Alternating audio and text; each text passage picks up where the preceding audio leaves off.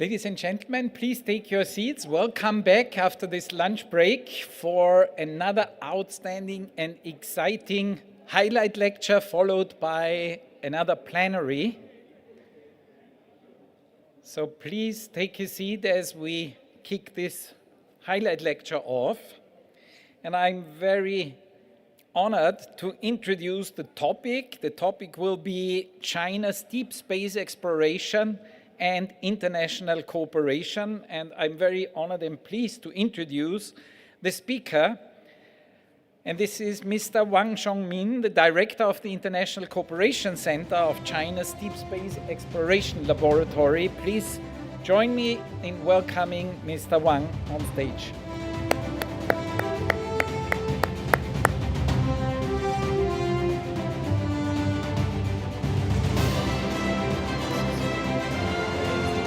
Okay.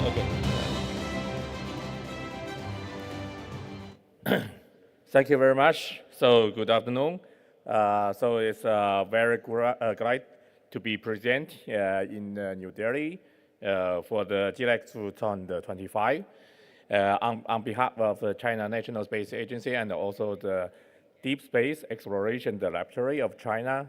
So I would like to introduce about the mission, the plan of the Chinese the deep space exploration, and what is the international cooperation opportunity and the willingness. Firstly, let me introduce about the presentation. So this is three parts of the presentation. Firstly, it says overview of what is the development of the Chinese the deep space exploration. And second part, we will to introduce about the future plan of the deep space missions in China in the next couple of years. And the third part, it will be the international cooperation, what is the opportunity and what we are doing in the next of the deep space missions of China. Okay. So from this slide, you will see that it's a Chinese deep space exploration mission. It was started from the 2008. It's 20 years ago. In the past 20 years, China have successfully to implement the 7 of the deep space missions from the lunar mission from the Chang'e 1 to Chang'e 6, and also the Plenary mission of the Mars mission of the Tianwen-1. So all of the mission is 100% successful. So it's in the past 20 years, all of the mission, the successful rate is 100%. So this is also the first country in the world to have reached, to keep this successful record. Okay, I will introduce the mission one by one. The first mission is Chang'e 1. This is a Chinese first, the lunar orbiter, which was launched in the 2007. This is the first Chinese orbiter, and it's quite successful. It's made the global, the 3D of the map of the moon, with the resolution of the quite high, is 120. And after the 3 years, China have launched the second the lunar orbiter is called the Chang'e 2. The Chang'e 2 was launched in the October of the 2010. It's have beside of this orbiting of the moon, this is also another 2 mission of the Chang'e 2. After make the picture, a global picture of the 7-meter resolution, then this is the Chang'e 2 have a fly go to the R2 point, Lagrange 2 point between the Sun and the Earth. And after this detection is go further to fly to the asteroid Tutatis and make it very near the picture at the resolution only 3 meters. So the next mission is the Chang'e 3. This is the first Chinese, the lunar lander, what is launched in the 2013. This is the first Chinese lander, which is a lunar lander, has a soft landing on the near side of the moon. Have released some of the lunar rover and made a lot of the scientific investigations. They had to take the 100 meters the shadow, the satisfied geostructure of the lunar crust. So after the after the Chang'e 3, in the 2018 is China have launched the Chang'e 4. This is the first the soft lunar lander in the far side of the moon in the human history. So this is in this mission we also have released the lunar rover of the Yutu-2. The Yutu-2 was just working after that. Until now, it's about 5 years of the distance of the working is about more than 2 kilometers. So this is quite a success. So after the Chang'e 4, there's 2 important missions which have launched in the 2020. So one is the Chinese first Mars explorer mission. It's called Tianwen-1. What they launched in the middle of 2020. China is also become the second country in the world with a soft landing of the Mars. At the same year, at the end of the 2020, China have successfully launched the Chang'e 5. This is first the lunar sample return mission of China to take the sample back from the near Earth of the moon. It's about 2 kilo. It's 1,795 kilogram from the near side. And this is a very important sample has with a very high scientific value. So from this mission, the China have discovered the 6 of the lunar mineral, what is never have been found in the Earth, is we call it a Chang'e stone. After that, we also have shared the Chang'e 5, the lunar sample, to the world partners. So it's currently about hundreds of the global partners have joined the study of the lunar sample from the Chang'e 5. Some of the scientists also come from Europe, come from American, from Japan, everywhere. So in the last year, we made another quite success of Chang'e 6. The Chang'e 6 was have launched in the 3rd of May of 2024 and returned back of 20th of June of the last year. At the first time in the human history, have to bring back the lunar sample back from the far side of the moon. So this is very quite successful, and currently with the Chinese the scientists, they still study for the samples from the Chang'e 6. And in the last October, we also have bring the lunar sample of Chang'e 6 go to the ISA in Milano. And this year, we again will bring other the Chang'e 6 sample to the ISA in Sydney. So everybody will see that is the Chang'e 6 in Sydney. So second part is the future of the deep space missions in China. So as yesterday, Professor Wu have said, is currently the China deep space missions have divided into three parts. The first one is the lunar exploration. The second one is the planetary exploration and also the asteroid exploration. For the lunar exploration, we will have the two of important missions will be launched in the next couple of years. This Chang'e 7 will be launched in 2026, which is the purpose to find the direct evidence of the ice water on the south pole of the moon. And the second, the Chang'e 8 will be launched in the 2028. They will have to build for the basic infrastructure also on the south pole of the moon. After that, in the same time, China is implementing the men's lunar landing mission.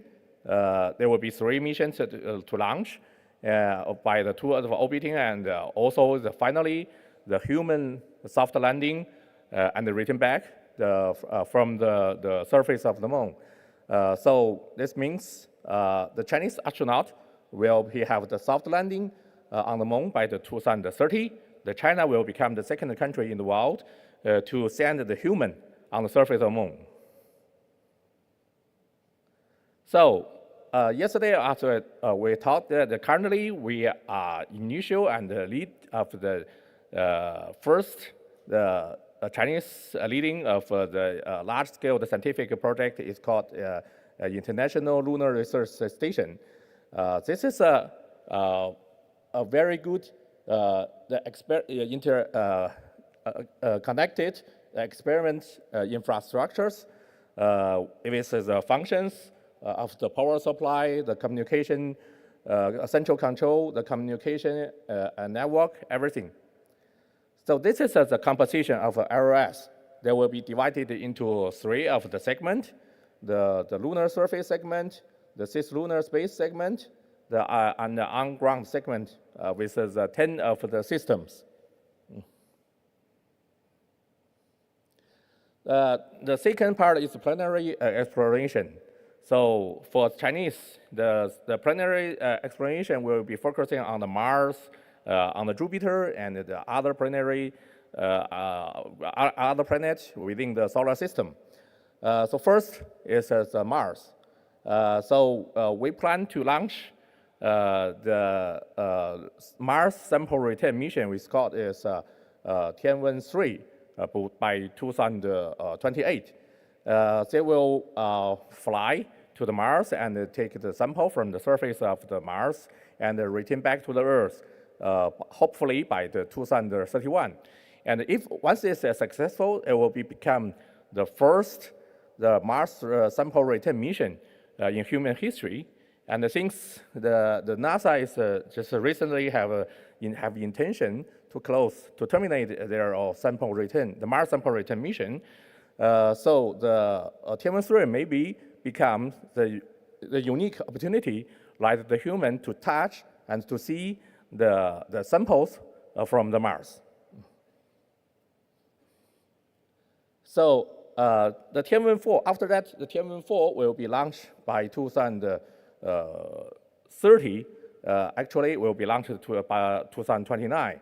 The main purpose of this mission is firstly, exploration of the Jupiter and his satellite. And after that, we'll go further to fly, go to the comet, the main-belt comet, and also the other planets like the ice giant. So the finally could be to reach, that is the boundary of the solar system is 2046.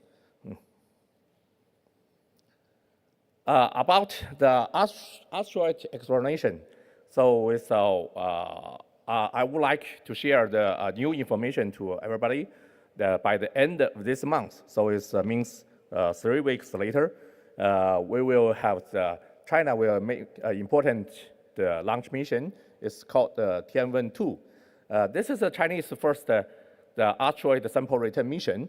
We will choose one of the nearby the, asteroid. It's called 2016 H03.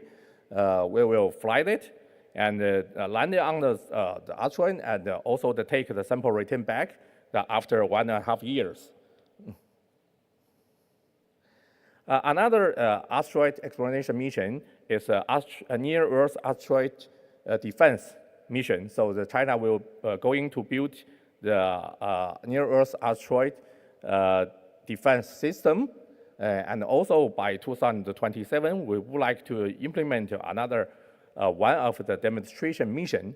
So we will choose one of the nearby, the asteroid, which is 10 million kilometers away from the Earth, and make the kinetic impact to this asteroid, like this asteroid to change their orbit by 3 to 5 milliseconds, and to measure what is the new orbit of this asteroid, to make the contribution to the human for the asteroid defense.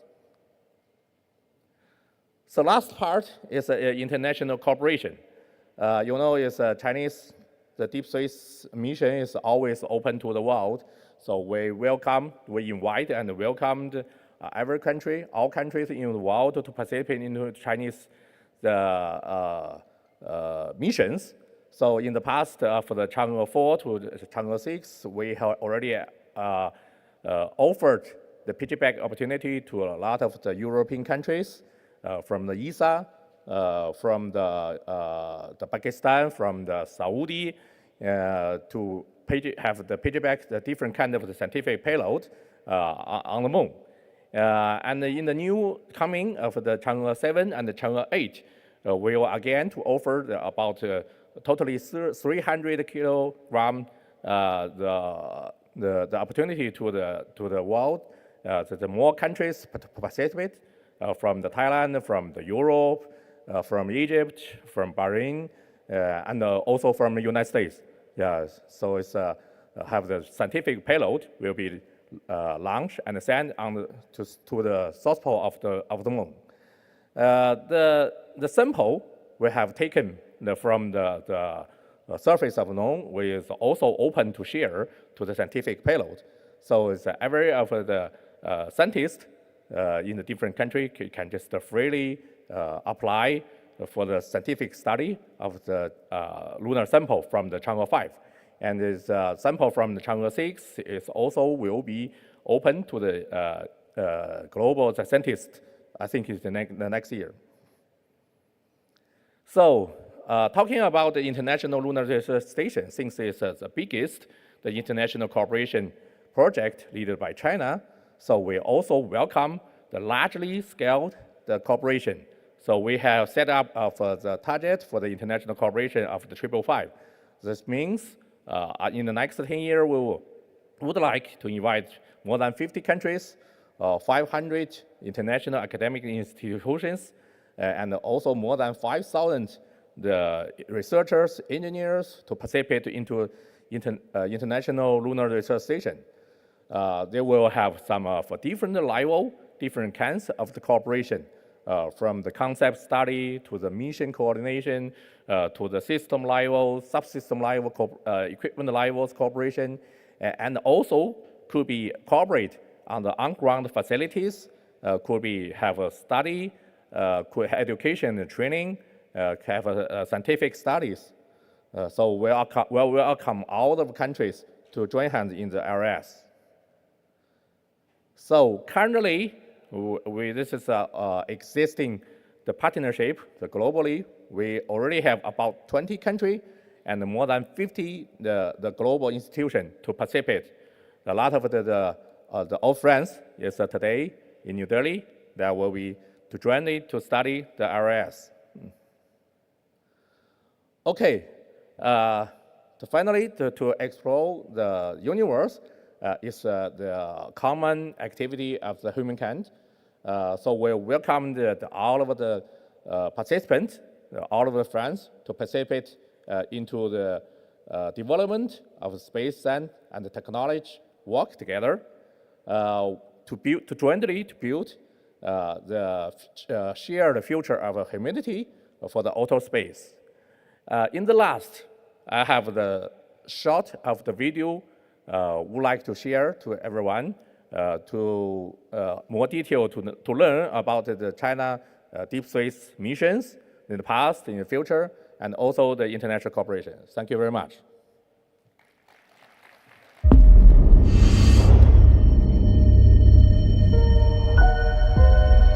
In the ancient past, what kind of legends are there?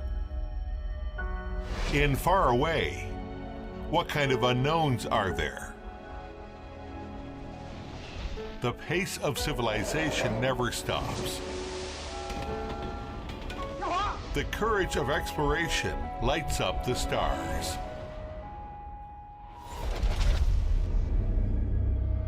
Bright moon in the sky. When can I collect it?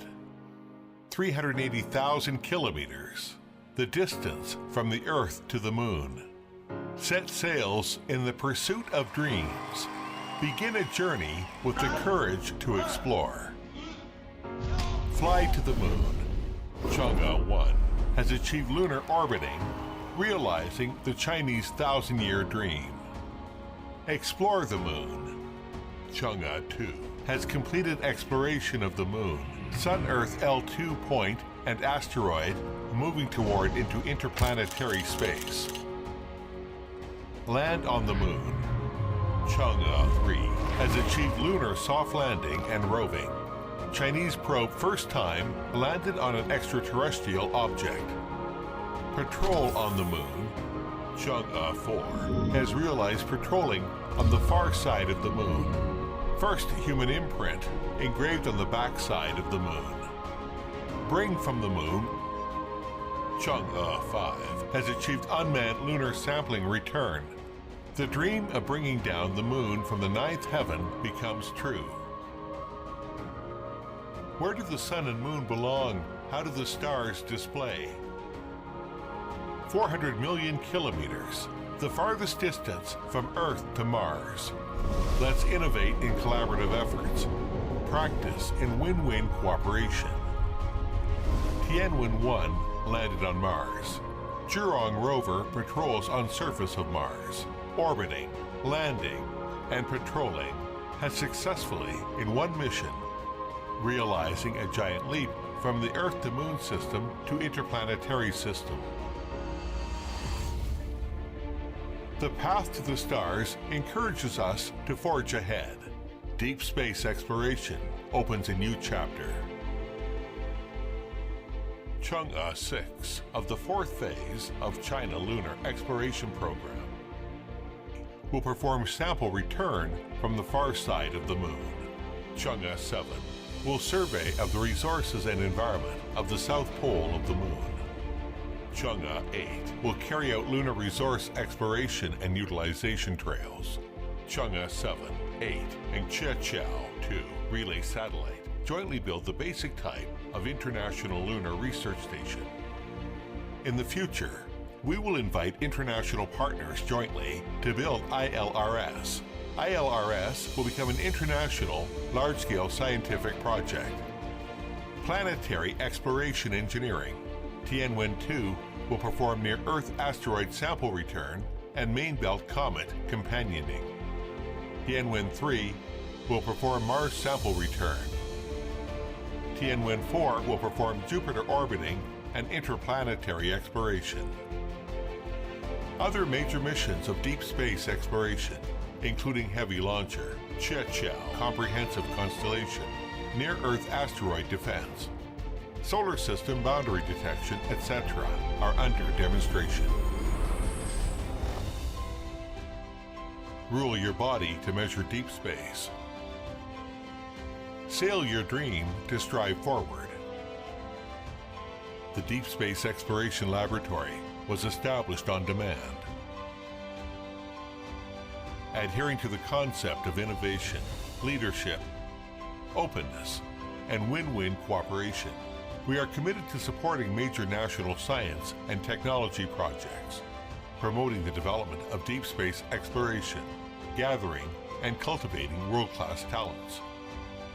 conducting strategic, forward-looking, and fundamental science and technology research, and promoting the innovative development of the integration of science, technology, and engineering.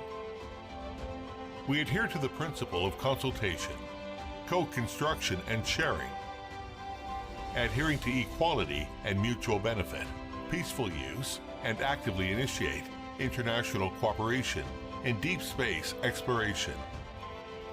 We devote ourselves to expand human knowledge, serve human civilization, enhance human welfare, and promote the building of a community with a shared future for mankind in outer space.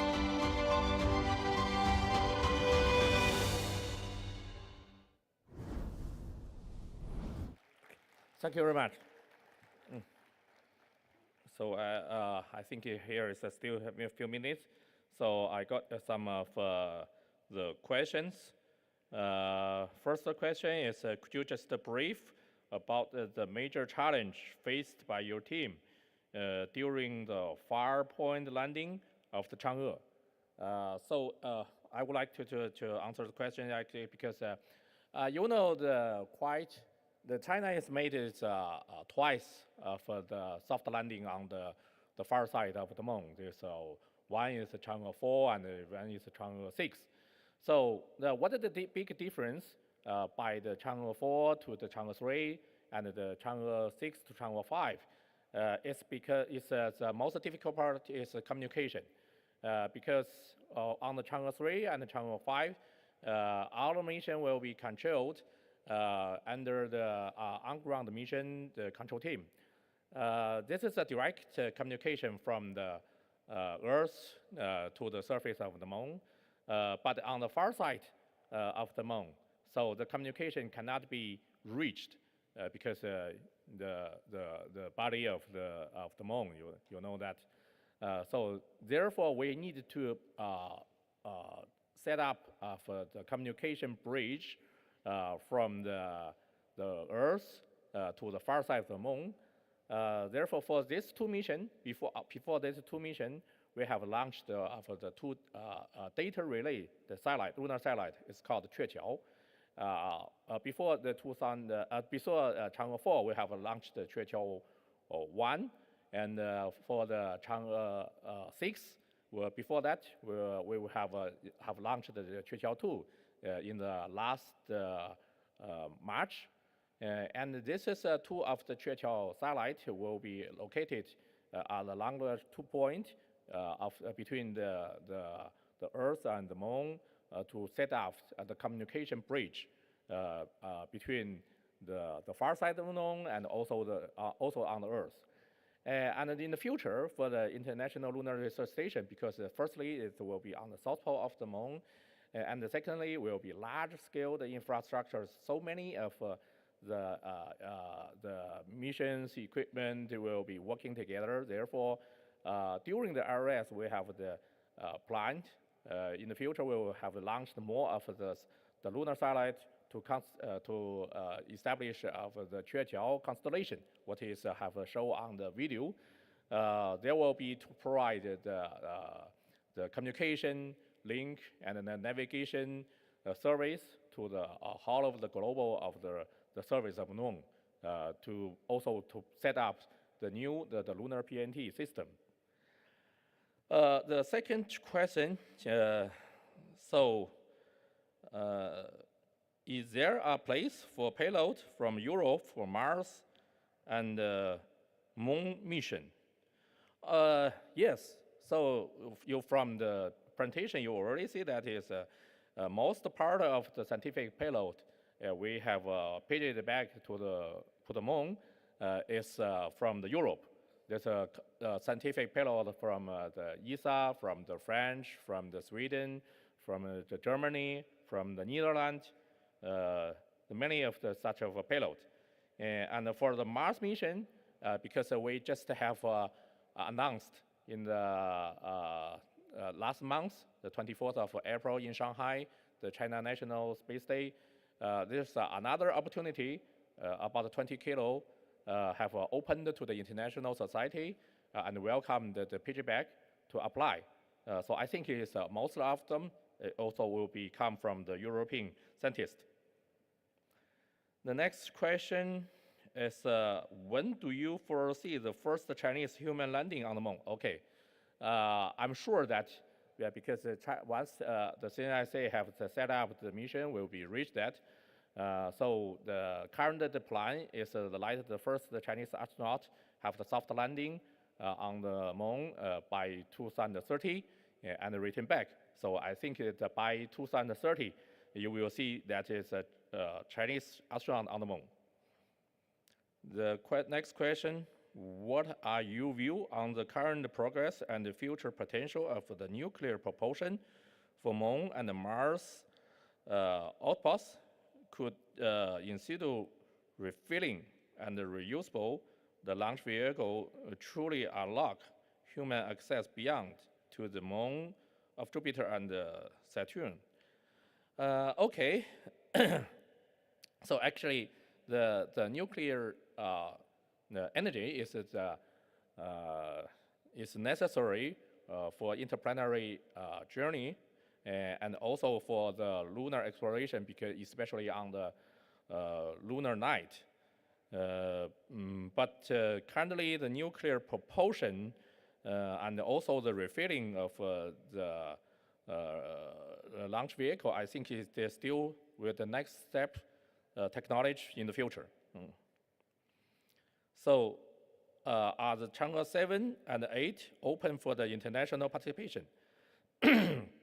Yes, it's already have selected. So in the last ISA, the 2024 in Milano, China have announced that the selected 7 of the payload from the International Society will have the piggyback to launch on the Chang'e 7. And today, all of the flight model is already shipped to China, have to assemble it on the Chang'e 7 and make the AIT test, and will be launched. For the Chang'e 8, this also have announced in the last month in Shanghai. So it's about 10 of the scientific payload have finally screening from the about 20-30 of the proposals. So selected will be equipped on the Chang'e 8. So, oh, sorry. Still have more questions. Well, I would like to thank Dr. Mr. Wang very much for this very comprehensive presentation of the Chinese deep space exploration program, and also answering a lot of questions about opportunities for international cooperation.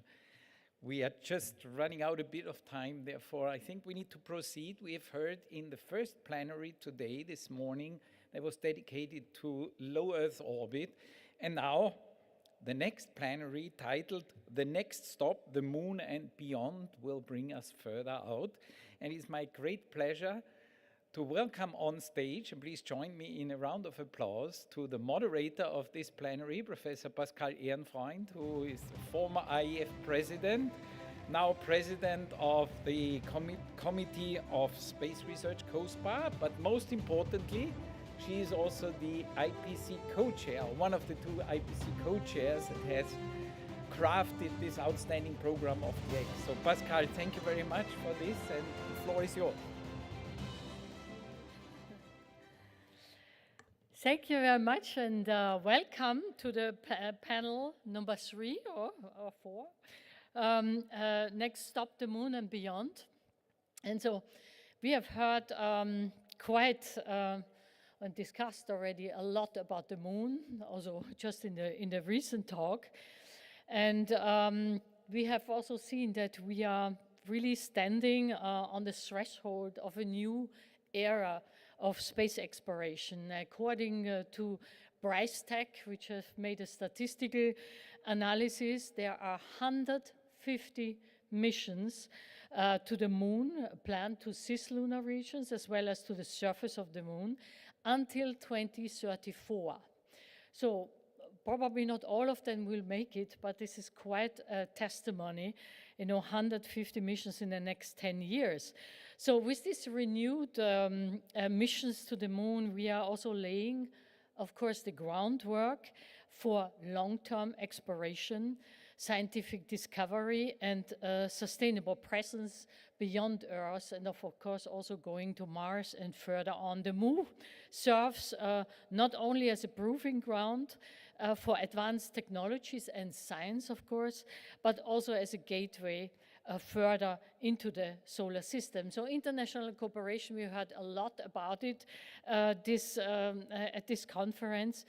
Also commercial innovation, and we had great panels stating what is the progress there. And of course, scientific ambitions are all converging, to drive this new chapter in space exploration. And I think it's also important from the science point of view, and why? Because everything is going so fast and there are so many missions going to the moon, that we should not forget that moon is actually a part of the Earth. And exploring the moon provides really also crucial insights into the origin of our solar system, the formation of our planet Earth, and also the roots of our own existence. So I want to welcome really our distinguished experts from Space Agency and industry on stage. Dr. Daniel Neuschwander, Director of Human and Robotic Exploration, European Space Agency. I was wondering where the music was, yeah. Mr. Kazuyoshi Kawasaki, Deputy Director General for Human Spaceflight and Exploration, JAXA. Professor Anatoly Petrukovich, Space Research Institute, IKI. He's the director. Mrs. Naiga Shaji, Indian Space Research Organization. She is the Assistant Director of the U-RAO Satellite Center. Welcome. Mr. Pierre-Alexis Chumel from Airbus Space and Defense. He's the Director for International and New Business. And Mr. Vincenzo Giorgio from Thales Alenia Space Italy. He's the Vice President for Institutional Marketing and Sales.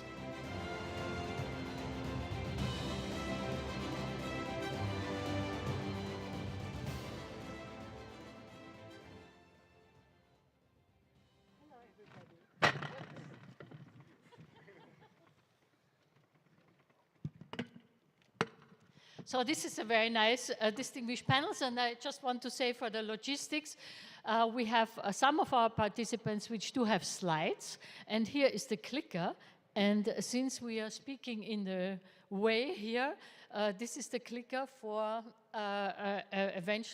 eventually your slides. And so I just want to start off by thanking, the participants from all the parts of the world to be here and to discuss this really focus and renewed interest on Moon, but also, being a test bed for the future, going further into the solar system.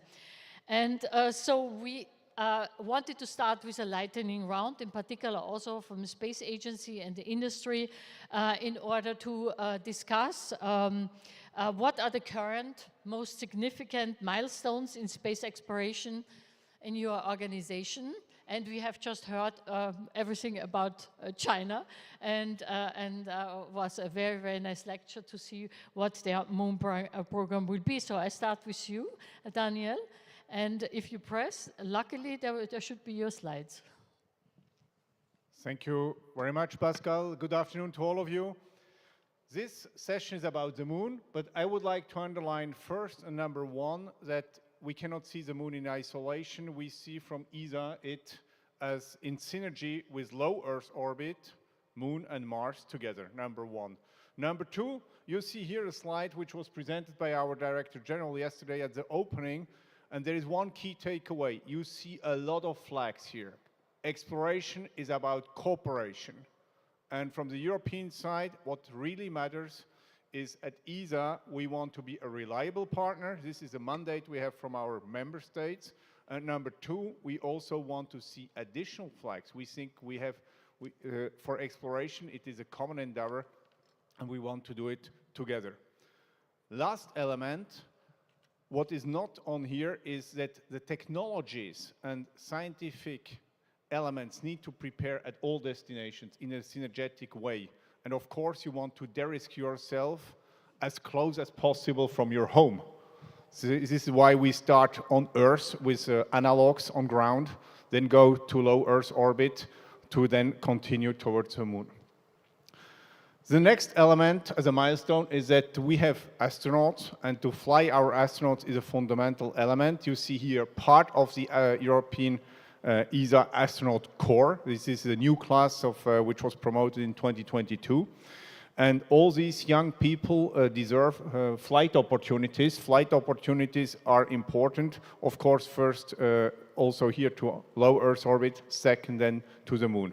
We have in our existing astronaut corps also more senior astronauts who have all flown to the International Space Station and who are definitely ready and qualified for the next step and next stop, which is the moon.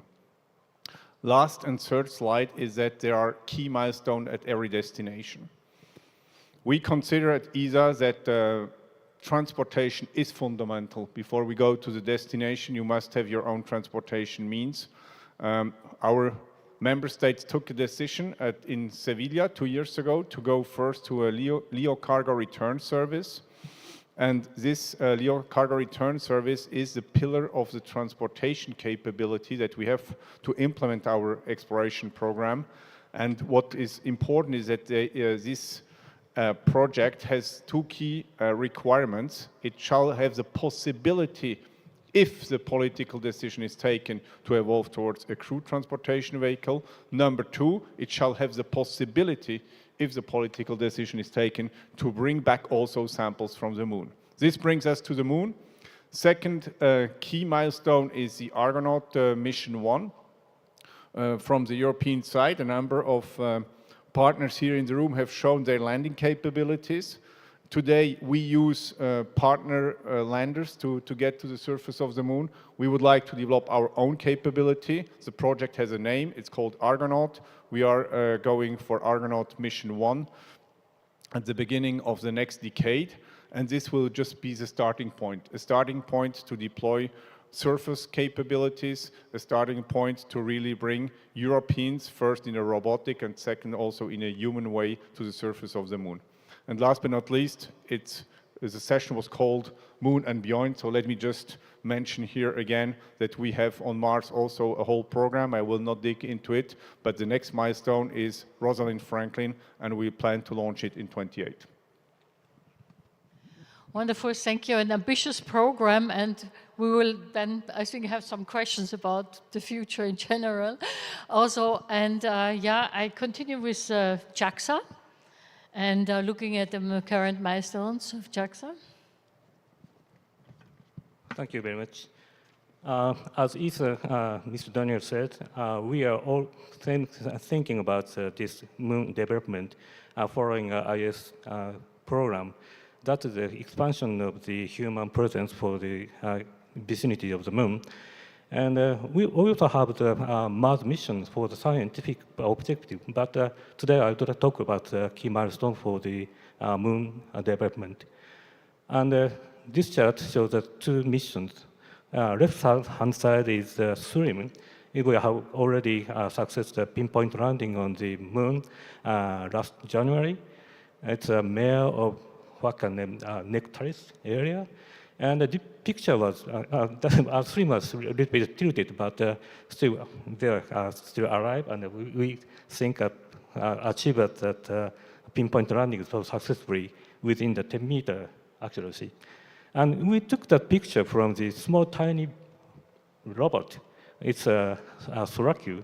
It's another collaboration with industry, non-space industry, that is a toy maker in Japan. And it's only 300 gram and 10 centimeter diameter, and like a baseball size. They can take a picture and send back to this data from the moon. So we can prove that a so small robot can achieve this kind of mission. And we also have shown that collaboration with non-industry partners is very useful to do that, to take a picture. Yeah, I think that's some kind of historical pictures, I think. And the next key milestone is LUPEX, lunar polar exploration in cooperation with India. We have a lot of discussion today at another room, and we have a lot of questions about this mission. And we are looking for that water existence in the moon South Polar region. India is the first country successfully landed to the South Pole. So we are looking forward to collaborate with the LUPEX mission. Another word is that Chandrayaan-5 mission. And we will provide this rover, but India will provide us that lander. And also JAXA provide the H3 rocket for launching this mission. So after this mission, we will determine the amount and possibility of the existence of the moon, water, ice on the moon, and expand our human existence on the moon using water. So we are now studying that how to expand that region for the searching area. So we are planning to provide another space industry cooperation with Toyota. It's a pressurized rover. It's a very key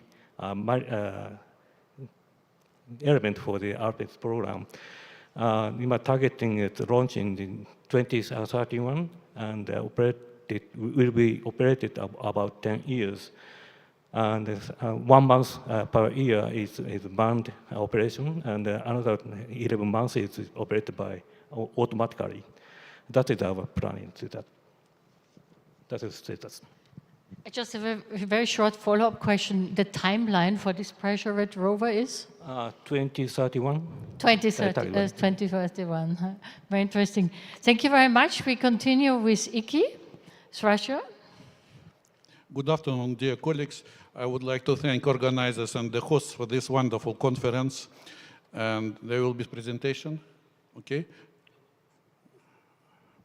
Okay, and let me first say a few words about my institution. We are the leading Russian academic institution for fundamental and applied space research and exploration.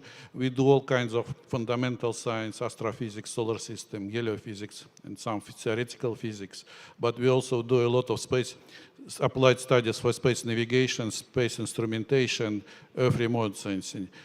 Okay, my phrase is in Russian, I am sorry. So today on Earth we have about 1,200 staff, among them only 200 scientists, so we are mostly engineering organization. And in particular we have also the largest Russian archive of remote sensing, about 8 petabytes of data online. And in space we have hardware now working on about 20 Russian and foreign satellites. Speaking about exploration, during last 20 years, we had very successful collaboration program with Russian instruments on foreign spacecraft, and among main results related to exploration are water ice maps for Moon and Mars, which were calculated based on neutron flux attenuation in the ice. And currently, we have in flight two space science missions. One is X-ray Observatory since 2019, 6 years of successful operation in space. And previous year, we launched 2 atmospheric spacecraft for space weather studies, and 2 will follow this year. Concerning lunar program, unfortunately, Luna 25 was an unsuccessful landing in 2023, and we are planning next missions in the next years. I am speaking carefully because right this month, the government, Russian government, approves the program for next 10 years. And so I think it will be announced officially a little bit later. And besides that, we have selected instruments on China 7 and China 8. And China 7 flight model is already delivered. It is dust counter. Dust is very important part of lunar exosphere, which will definitely affect any permanent operations on the moon. And speaking about more distant future, we, as an academic institution, offer to Russian space industry an extensive science support for exploration program, for new space station science, and for long-term projects and goals like nuclear propulsion and outer planets and human spaceflight in deep space. Finalizing, this year we have 60th anniversary of our institute, and the last but not the least, to promote this space exploration, we have among public in Russia, we have a vast outreach program. We have a museum of space science and technology, and we have about several thousand visitors per year, mostly school children. Thank you. Thank you, and congratulations for your 60th anniversary. Yeah, we continue with ISRO and Mrs. Nigar Shaikh. Yeah, thank you for the opportunity and nice to be here. And Indian Space Research Organization tailored the space program on 2 goals. One is to benefit the countryman through space technology, and the next is to inspire and motivate the younger generation of the country. And we have our 2 parallel programs. One is the lunar exploration, and the other is the human space flight. India's foray into lunar exploration started in 2008 with the orbiter around the moon, and followed by that we had the landing on the moon, our Chandrayaan-2 and Chandrayaan-3. And we have a host of missions lined up, culminating in landing on the moon by 2040. And the series of missions are planned such a way so that each mission with technological and scientific objectives, which ensures a steady progression in complexity and capability. So we have next the sample return mission, followed by establishing a communication navigation network around the moon for our further lunar missions. And we have finally, by 2040, we will have a crewed landing mission on the moon. And throughout the series of the missions, we'll have the payloads, which can do experiments on in-situ resource utilization and in-space manufacturing, plant growth, and radiation and temperature profiling instruments, so that it will help us to, after further from 2040, we'll have all the necessary inputs for having a habitat on the moon. And the next is we have the human flight program. As you all be hearing from since yesterday, the Gaganyaan program, and we have many follow-on missions on Gaganyaan. So finally, we will be building 5-stage space station, and by 2035, and we'll have the first module by 2028. And these missions and the experience what we get on the microgravity experiments and the psychological and physiological aspects of the crew, that will help us in having the crewed mission to moon. And interleaving these 2 parallel programs, we have Mars lander, so have acquired the expertise on landing in a planet with an atmosphere. And also we have an orbiter around Venus, and also we have an exoplanet mission to study the atmosphere of the exoplanets. And this is how we planned our space exploration program. Thank you.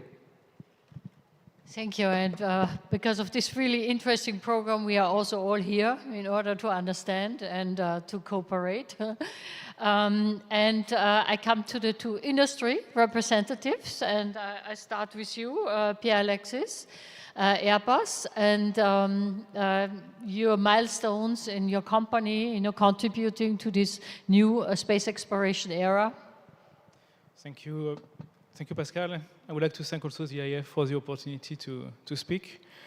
So yes, indeed, at Airbus, we are involved in different destinations. I will start from low Earth orbit to the moon.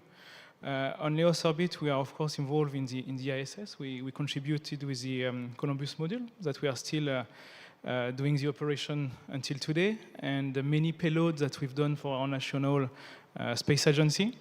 And now we are also engaging in parallel into the next generation of commercial space station. I think there was a panel, very interesting panel this morning, moderated by Clay. We are supporting the team of the Starlab. And this is also an approach very international, very global, because this concept is supported by US company with Voyager, Airbus in Europe, Japanese company with Mitsubishi, and in Canada with MDA. So international collaboration is, I think, the main topic of the conference, and that's what we are also recreating with this next generation of commercial space station. Now, going into the moon, we are engaged together with our partner of Thales and Ariane into the Artemis program. We are working on the European service module, which is the service module attached to the Orion capsule. We have delivered 3 modules right now, and this is also based on international collaboration between here the US and Europe. And now talking directly, mostly on the moon surface, we are also developing technologies at Airbus about how to use the lunar regolith, how to extract pure oxygen, metal from this regolith, and how we can use it. We are also working on a 3D metallic printer that we are testing right now on the ISS in microgravity in order to be able to use this kind of resources that we will find on the surface for a sustainable exploration on the moon. So right now we are really focusing on delivering those missions to our customers. That's really our priority. But in parallel of that, we are also adapting to the moving environment and diversifying the different partnerships we have all over the world. And that's why I'm very pleased to be in India, to see the ambitious program and the strong leadership they have in space exploration. Thank you, Pascal. Thank you very much. I think it's very important that we have a panel with space agency and industry showing, how the new area will be, and that there will be really a multi-stakeholder approach, and there are many more stakeholders out there, and that we all work together to make all these discoveries and these new missions working. So as a last speaker for more or less the introduction, this is for Vincenzo, and milestones of Thales, apart from ExoMars, of course. Yeah, which is one important. Okay, first, thanks for being part of this fantastic panel. Actually, I will start saying that I would like to share what Daniel said before about the vision of exploration not being just a piece, low Earth orbit, lunar surface, and Mars, but it's one real experience that as industry we are having, bringing the experience on one to the other. We have had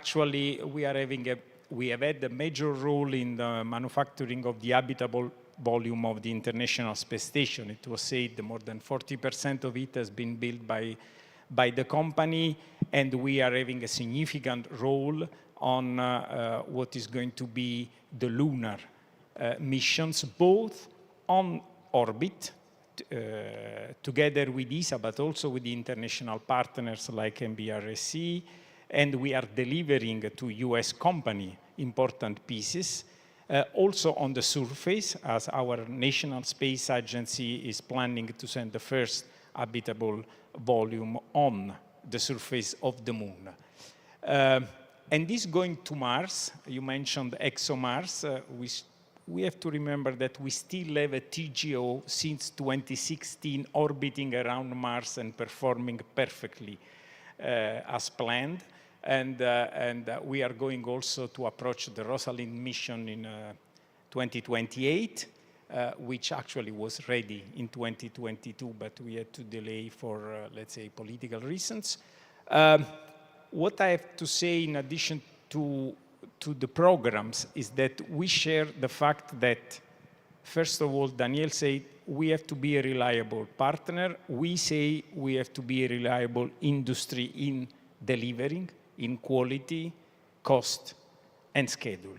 And that's what we are trying to do, and I guess that's the key success of the industry, which allowed us also to play a role into the commercial LEO development. We are talking with most of the actors of this commercial LEO development in low Earth orbit. For some of them, we have already even built the flight models of the modules that will very likely fly. So everything comes from the fact that we acknowledge the fact that we are part of a puzzle, and we develop technology. Our agency is making the strategy, and we are able to use our technology not only for the agency, but also for different missions and programs. So therefore, this leads to the conclusion that those kind of mission, those kind of adventures, I would say, are mandatorily done by international cooperation. You cannot do it alone, whoever is in whatever country. Thank you very much. So this was more or less the introductory round, and now, you know, come the hard questions. I want really to activate everybody in the audience. I have already some questions, but please use Slido to ask your question. It's a one-time opportunity, all the space agencies and also industries to ask questions. And I'm just taking the first one which came in, because it was also the first one which I was supposed to ask you anyway. And that is, what are the key technological challenges that must be addressed for a human landing on the moon? And I think that that is always a really big step.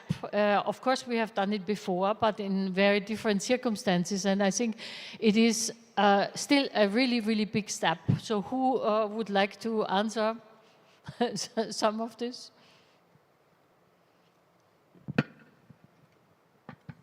May I start, maybe? Okay. First, I think what is really important is that we see it segment by segment. One element is the transportation, and it's also an opportunity for us to recall that from the European Space Agency. We provide the European Service Module to Orion, and today no US astronaut is flying back to the moon without the European propulsion system. So first you need to get there, you need to get to the moon. Second element, and it was on the slide as well, is gateway. You need to be able to stay at least first in orbit. Let's not forget, let's take it step by step in an incremental way. We are today partner of Gateway with fundamental aspects. I would like to highlight here also the ability to secure crew safety. If you say crew safety, and if you follow our path of saying we want responsible exploration, you also need to develop countermeasures. This means that first we also need to characterize and understand the environment, and radiation is a fundamental aspect here. We are having today fundamental experiments and instrumentation on radiation, because crew will be exposed to a different environment than what they have in low Earth orbit, especially for long duration mission. And then the third element is, of course, to get to the surface of the moon. There, I think there are two aspects. One is, again, the transportation element, which, as we know, we need to do a small delta development in order to really have landing capabilities. And from the European side, we certainly want to support and be part of such an endeavor, but we consider this in a partnership, definitely. And second, once you reach the surface, you need to be able to stay there also in a safe way.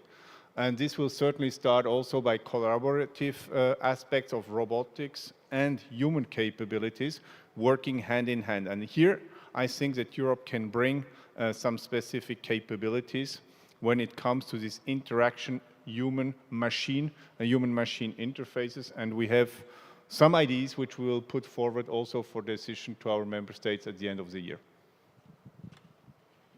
Anybody else? I got a really large number of questions, I just tell you, yeah. Please be short. Okay, what I feel, it's not only moon and this Mars, but for the long stay, the psychological aspects of the humankind. the crew, what is going to be there, it's much more important, and they have to be trained and to be there, because the human, always we wanted to live in company and in this restricted quarters with the cohabitation and the need for love and belonging. So that aspect to be dealt with in a better way. For anyway, for Mars, it's much more important, and we have to be very far and for months together. So I think that's the most important aspect which need to be looked into while go for a space, having a habitation in the multi-planet when we want to become a multi-planet species. I feel that's more important, because I'm sure that we will be able to develop all the technologies the way the last decade, whatever the improvements, what we have seen, I'm sure we will be able to develop the technologies. But this aspect, it needs much more to be looked into. That's what I feel. Maybe just a quick comment on my side. If we want to stay sustainability on the moon surface, we need also to be able to use the local resources, because we will not be able to bring everything from Earth each time. And here is really something that we are developing in Europe, this technology to extract resources, to develop energy, to develop the telecommunication also around the moon. And I think this is a key contribution to international program, because everybody will need to use telecommunication, needs to use energy, resources, and so on the surface. So. Yeah, one point very quick is the fact we mentioned about infrastructure, launch, transportation, landing. It was mentioned utilization of resources. Something that we have to be sure on is also to have the ability to operate, to maintain, to ensure the logistics. And I just take the last point, to work hand in hand with the astronauts when building those infrastructure. Just because they are going to live there, we are having experience in our lunar module. Just working with the astronauts, we are getting a lot of nice suggestion, which nothing have to do with the efficiency of the system itself, but the way they are going to use the systems. Yeah, a lot of challenges, and I think we mentioned only a few. Because if we are going even further into the solar system, it gets even more complicated. I want to say that we have so many questions, so there's a very interested audience, and I'm going to go through them as much as I can, and please just grab the question if you and answer if you want. The next question is technology, if technology permits, which would be more preferable, a fully autonomous moon base or a human settlement? JAXA, I vote for the human, because we have some, so this moon environment is the first time for the human being, so there's no experience before. So we cannot imagine what kind of happening in the moon surface. So in that case, we cannot use the AI or something robotics mission. I believe that human capability for the human exploration. Yes, please. I think the answer to this question might be very different from what we could provide 2 years ago, because last 2 years, 3 years, they had a big burst in robotic, in artificial intelligence, in robotic vehicles, which are moving autonomously and performing operations. So 2 years ago, I would say that human exploration is important, is the most likely and will be most efficient. But now I should say that humans on the moon should fight for their role with robots, because if this boom in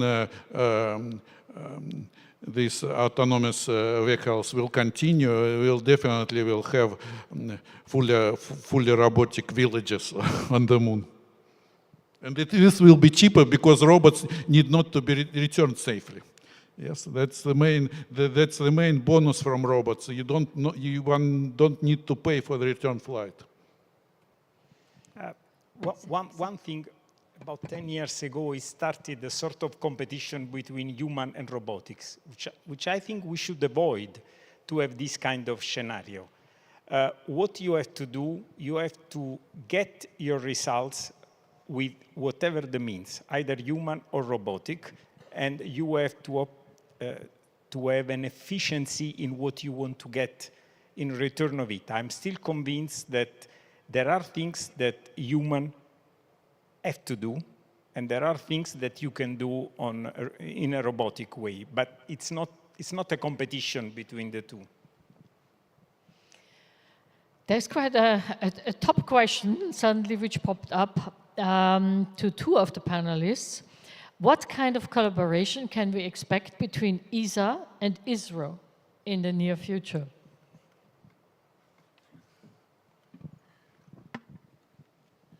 Yeah, we were having talks to how to interleave our program with the Moonlight, because we are also in the plan of establishing a communication navigation network on the moon. And you have a program on Moonlight, and we are on, I think we can cooperate in those aspects of establishing and sharing the communication and navigation network. That's what we are looking into. And also, we are open to cooperation for having payloads in our missions so that we can jointly have the in situ resource utilization aspects and the in-space manufacturing that's going to be the fundamental for the future habitat building. So I feel I request your comments on that. Maybe fully shared, Nigar, maybe just let me add next to the communication scientific dimension that also positioning, navigation and timing is a topic on which we are exchanging on the moon. And we just signed yesterday a cooperation on a joint statement on human space flight. Of course, it will start in low Earth orbit, but I hope that we will go above and beyond low Earth orbit. Okay, thank you. Yeah, so our next question is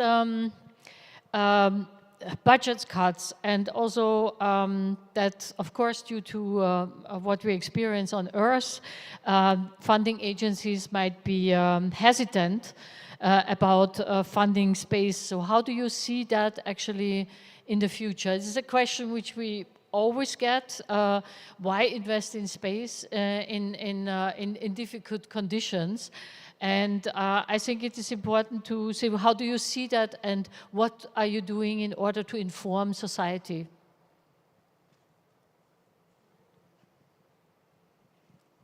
It has a lot of likes, so I'm asking it. Yes, okay. In Japan, the government have decided to spend the money to the space exploration. Mm-hmm. It's a strategic fund or something, and the current situation in the industries of space exploration is at the start point. So you need some acceleration money to do that kind of thing. So just starting. So we recognize that the importance of the space industries for future. So we are also trying bringing a new industries like a Toyota or toy maker like that. So bringing this new partners for the space industry. So expanded the economy. So it will be changing right now. Anybody else? Yeah. Yeah, from an industry point of view, nobody likes funds to be reduced by definition. Nevertheless, I guess that in the past we have had moment in which the funding was lower than expected, and the result of it was the fact that we were forced, and when I say we, I mean all, agency, industry, and supply chain, we were forced to find solutions to try to meet as much as possible the end objective. And this has resulted in a good technological results. And one example that I want just to bring is when we were somewhat asked to make a very efficient logistic system for the low Earth orbit, we were able to produce something which was cheap and capable that probably if we would have remained in the past, let's say, scenario, we would not have thought to that. I must honestly say that we have seen in the panels here in the last, 36 hours, that the space exploration area is really at the threshold. There have never been so many missions, venturing into our solar system. And even if there are budget cuts here and there, this will always happen. It has never been so active, and I think this is what we can all see, and we can just hope, and we have to work for it with good scientific results, with new technologies in order to convince society and everybody how important it is to venture into our solar system, and also to obtain particular scientific results and understand what you can do in the Earth, Moon, Mars space in particular. So I have a question to Isa. 1 second, because they are of course jumping those questions. And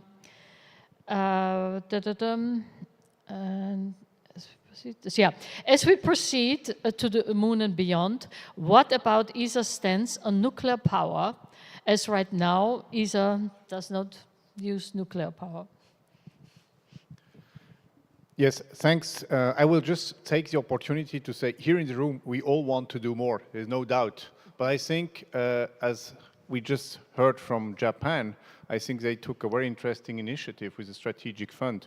From a European side, I think we also think about diversification on the sources of the budgets. Number two, if they are constant or decreasing, I mean, we have also to do every effort to reduce the cost of our missions, and we should never stop doing that. And we are here in India. I have to say, I'm impressed also with what can be achieved with different types of budgets. Having said that, to go to your question, we have some technology work. Nuclear power is, in our view, fundamental to achieve deep space exploration. You will not avoid to go into this field. We have some concrete technology developments ongoing. We will continue that.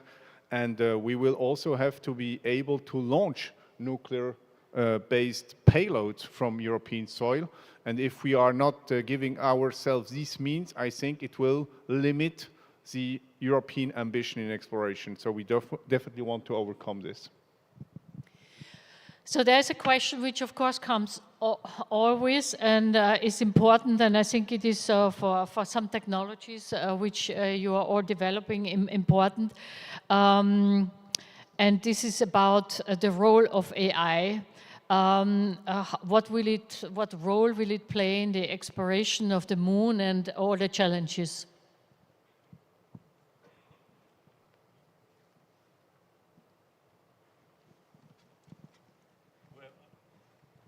Well, I think AI is a tool for support human activity, and so we are going to use AI for precious rover, so that how to drive the dangerous area. So AI suggests us some candidate for which route is suitable, but final decision made by the crew. So I think the AI must be like supporters for the human exploration. Anybody else? Yeah. Yeah. Okay. Just in the very short time, what we are doing is to use AI for a number of activities. First, to support the engineering and the analysis of the engineering. But the way I see it is that it will be mostly used for all the ground support of the various missions, because maintenance, preventive maintenance, and things like that can be done very efficiently, because you will have always the time then to override in case you need to do it, and you don't leave all this AI playing a critical role in safety on the human spaceflight modules. I think there will be still a long discussion because AI is evolving as we speak. And it will be really important to implement it, to all the autonomous functions. I have one question, which is, Actually, I think which answered itself because we do that already, but it has a very many likes. So I'm asking it, apart from technical collaborations on spacecrafts, should agencies not collaborate also on habitability research as well? And I think we actually do that by, having international cooperation and instruments on board. But if anybody, since it had such a high number of likes, if anybody wants to say something. I think that this is a very interesting topic, and this makes our science interdisciplinary, because habitability, we need to understand atmosphere. If you want, for example, autonomous habitats for long-term presence on the moon or on Mars, we need to understand from agricultural point of view what could be grown, and I should remind that all previous large-scale experiments on autonomous habitats on Earth failed after several months because the ecosystem was unstable. And this is a real challenge, and it, I think, could be solved only with some significant collaboration between countries and between different branches of science. If I may, fully shared, food is important, crew health is important, but maybe just to add a thought a bit out of the box, we have also to think what's coming next. If we speak about the multi-destination, multi-planetary species, I mean, we have also to think about long-duration missions. You can ask yourself what it means for the human body. Shall we go towards elements like hibernation, where you have to lower temperature, you have to lower metabolism, you reduce the exposure to on the impact of radiation? I mean, these are so fundamental questions that I think none around here can do it alone. This definitely requires cooperation. There's a very short question. I think we have seen it on the slides, but I'm just, when will LUPEX mission launch? This is for you too, you will be able to.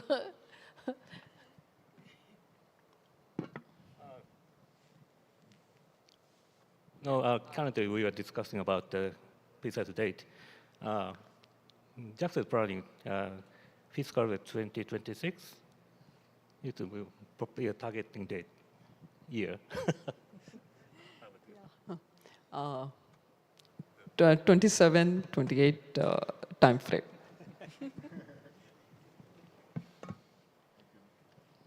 So I have so many questions. I'm really sorry, I'm a little bit overloaded. Are aliens there in any planet, and is it proven? I can explain that in the break. Yeah?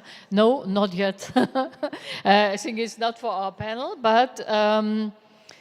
How actually do we go? I will combine two questions. How do we go about establishing an international cooperation for space missions? Who is actually taking the lead?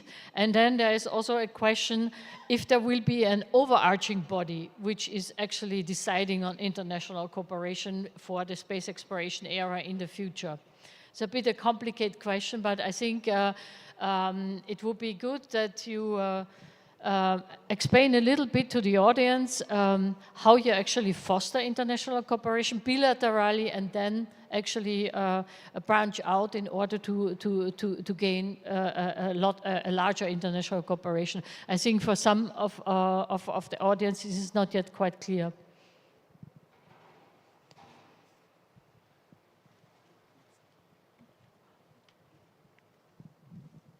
Everybody has a microphone. No, normally we'll have what we do in ISRO. I can just explain. See, we have the regular. We have international cooperation office, and we have regular group sessions, and with the NASA and other space agencies, and we'll have. Fortnightly or a monthly meetings, and there we will discuss our new missions or their new missions and how we can cooperate, and finally we will come to a agreement that what we can do and what they can do, and then it goes to the process of signing the agreement and taking forward. That's how we do it in ISRO. So a lot of questions I just wanted to say, which are here, are logical. And just to add a part of another question, do you see the current political climate have any drastic effect in missions planned for the coming decade, or do you believe it is robust and shielded? So I know it's a difficult question, but I want to give room, since there are so many questions which are around international cooperation, that everything what's on your chest, please just... Okay, I can suggest two examples. One example is from 80s, the Interagency Consultative Group, and the first goal of this interagency group, there was NASA, European Space Agency, and Soviet Space Agency. It was an investigation of Comet Galley, when several spacecraft were flying in and Japanese, I think, spacecraft was there also. And spacecraft were sharing data almost in real time to provide more precise navigation of finally, I think, European spacecraft which flying almost through the nucleus. It was impossible without, would be impossible without such. It's very deep cooperation. This Interagency Consultative Group later was also discussing problems of the heliospheric observations when several spacecraft from several countries were used to combine data and provide the complex view, integrated view on Sun-Earth system. And of course, the International Space Station is a fantastic endeavor which would be impossible without very deep trust, not only cooperation, but very deep trust between engineering communities of several countries. And I think these are good examples, and it depends on everything on us to continue this, because all space plans are basically set up for decades. And this is much longer time scale, space time scales are much longer than any time scales on the Earth. So we have, please go ahead. Just to add what Anatoly said, two other examples. I mean, we have the International Space Station, which is regulated by an intergovernmental agreement, which, of course, has the Russian partner, the Japanese partner, the Canadian partner, the US partner, and the European partner setting a set of rules. Then you have, for example, the Artemis program, where most of our ESA member states signed the Artemis program, which is a different model. And I think the takeaway is there is no one size fits all. We have so many exploration ambitions across the world, and I think it's super exciting, super interesting, but you cannot bring there one model. There will be different models, and it will depend on capabilities and also on geopolitics. And these two elements will drive the type of cooperation you will have. Yeah, I just wanted to add, I will not comment on the political side, but I will take the question from an economical point of view, talking about the economical context as well. When we talk about this large program, talking about a commercial space station or moon exploration base and so on, if you develop a business plan or try to make a business out of it, you need to bring two worlds together. There is the institutional world, which is mostly scientifically driven, with scientific needs and requirements, and you have the commercial world, which is mostly market driven. And that's the complexity of building a business case, because they have different expectations in terms of financing. When we talk about institutional, it's long-term budget, safe budget. Talking about the commercial world, most of the time the fundraising is still ongoing, so the timeline is a bit different. In terms of IP as well, when we do institutional program, most of the time the IP is given to the industry, because the agencies are made to support industry. When we talk about commercial, the IP is mostly staying at the company, because that's the value of the company necessary to raise the funding. And also how we manage program. When we do program with institutional agencies, for example, there are different phases that we need to follow. When we do commercial program, we can go faster. So we need to be able to address both, because To make a profitable business, you need to address both commercial and institutional markets, and that's the difficulty in the current economical context that we have in order to launch this big program. So I just wanted to make this comment on this aspect. Thank you very much. So we have about 5 minutes left, and I want to go to one complex of questions which came in, and that's sustainability. Yeah, and during moon travel, many debris will be left behind in space, and I guess also on the surface. Are there plans that are currently being developed to clean everything up?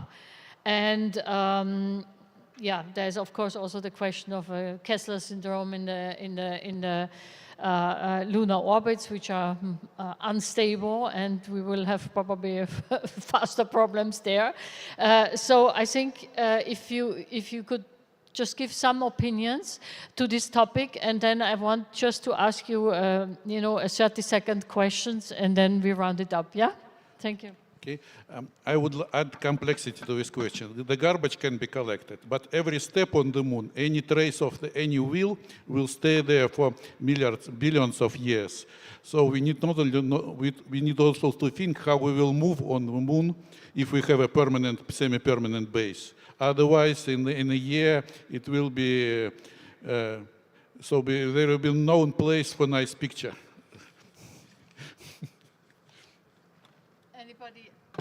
Anybody else on sustainability? It's an important problem. There are many organizations, including the United Nations, which are, you know, trying to be ahead of time, because when we have, as I said, 150 missions planned, you know, in the next 10 years, we actually do have to have some regulations in place or some framework. And if I may, not sure that only regulations will manage. The question is, are you really taking responsibility? From ESA's side, we have the Zero Debris Charter, and the first place to clean is in front of your house. So in front of our house means first now low Earth orbit. And we have here very clear requirements which we build in any future mission in order to act in a responsible way. For example, just to keep the capability to deorbit your last stage of a launcher, just to start from where we have to start. Then I think on the moon, the intensity of the question increases in an exponential way. And I think we need much more anticipation, but also accept that we reduce some capabilities of a mission in order to secure, to have, for example, sufficient propellant to make sure that you enable sustainability. But that's a choice. That's also, if you think in pure commercial terms, a competitive disadvantage if not everybody plays with the same arms, if I may say so. And last but not least, the less we need to bring there and the more we can do on spot, the more sustainable it will be. Just maybe to continue what you say, Daniel, I would refer to a comment that the CEO of VAS did this morning in the first panel that I was referring to. There is also, beyond the safety aspect and the tracking and so on of the debris, there is also an economical impact. There is a cost behind that. And he was explaining this morning that, for example, he has to put his commercial space station in a higher orbit to be more safe than to avoid debris that are a bit lower. And to put a commercial station in a higher orbit has a cost because you have to maintain the orbit. And this was a really interesting comment. We are not thinking about the economical aspect of debris mitigation, but this has an impact on business cases as well. Okay, I just wanted to comment on, because we can do deorbiting and make sure we can prevent it from crashing onto the moon, but we don't have today's solution for all the landers, rovers, whatever is on the moon, which is to be landed on the moon. And presently, we don't have any solution to clean it and the accumulation of landers and rovers. And as you see, the next decade, we are going to have a lot of landers and rovers by many of our spacefaring nations. So we really need to look into any solution for that. That's an important problem. Orbiting things we can manage. That's what I feel. Thank you very much. It's an important topic, which I think in particular the young generation is very interested in, and we will hear more about it. There are many working groups, actually, which are trying to find solutions, and this is also no wonder that there are a lot of questions. I think I still have 2 minutes. Where's Christian? 2 minutes. I just wanted that you answer in 10, 20 seconds, maximum 30 seconds. What are you most excited about when it comes to space exploration? 10, 20, 50 years, this is up to you. Just that we understand a little bit what drives you. And maybe I start in the end. Space exploration. So when presently in the world, many factors are disturbing the peace. I feel space exploration can work in another way to improve the peace of the world and the international cooperation. In 10 seconds, the power of inspiration that space exploration has on the young generation. On my side, two points. I would like to see even more nations in developing space exploration program. I think everybody should be included in this exploration. And more on a personal point of view is would like to see human going beyond low Earth orbit in the next 20, 30 years. Okay. As a scientist, I should say that today's space science is totally different from what was 30 years ago when I was a student. And that's thanks to exploration for new technical capabilities. And I hope that what I wait from the future, that in 20 years there will be a whole new bunch of science, new science results, which will reshape our view on life in universe, about origins of universe. Thank you. For me, I originally came from the space station program, so I devote myself to the more than 25 years in the space program. So most of the impression was at completion of the space station in 2012. Yeah. What excites me most is to think that our children will listen to the daily news and get every day a new discovery from living on Mars.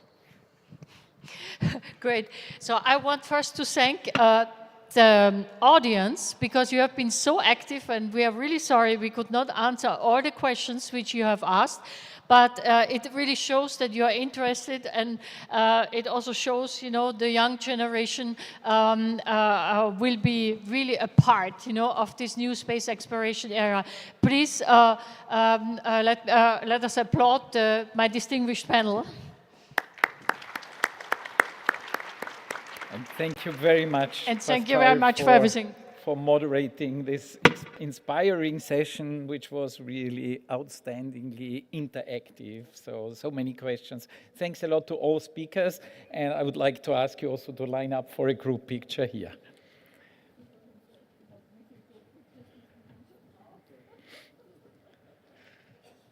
While we do this group picture, I would like to thank you all for joining us for this plenary. We will now break for a short tea, coffee break, and we will continue with another exciting GNF session after the break. So please be back at 16:30 when we continue to look into India's space exploration program. And please do not forget that in parallel also the technical sessions will again start. So whatever you prefer, please join us at 16:30. Thank you.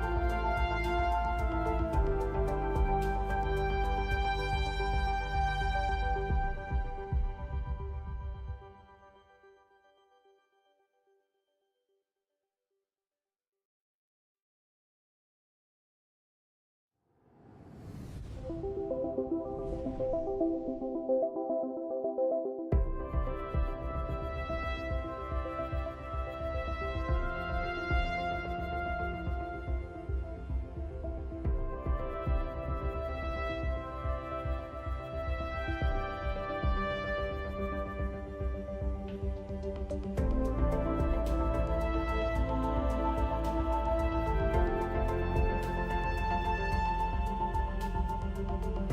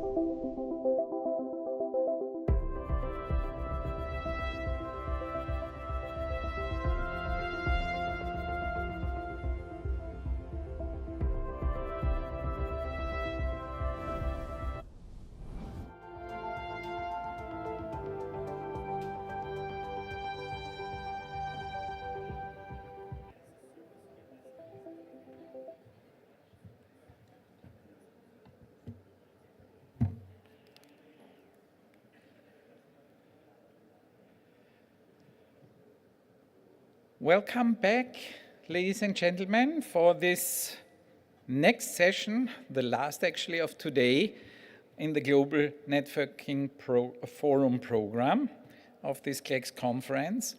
We've seen that the last plenary was very interactive, so please continue to be interactive by submitting questions. And once again, the reminder on the Slido system here. I'm sure our moderator will love to have a lot of questions from your side. I'm pleased to announce the next session that will focus on India's space exploration endeavor, international perspectives and opportunities.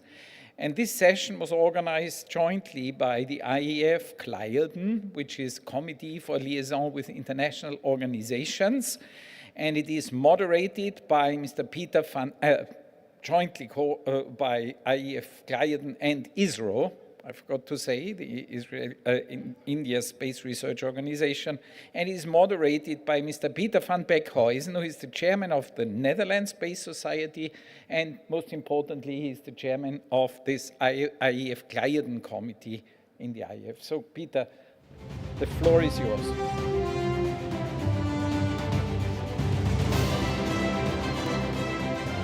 Okay, let's good afternoon, ladies and gentlemen.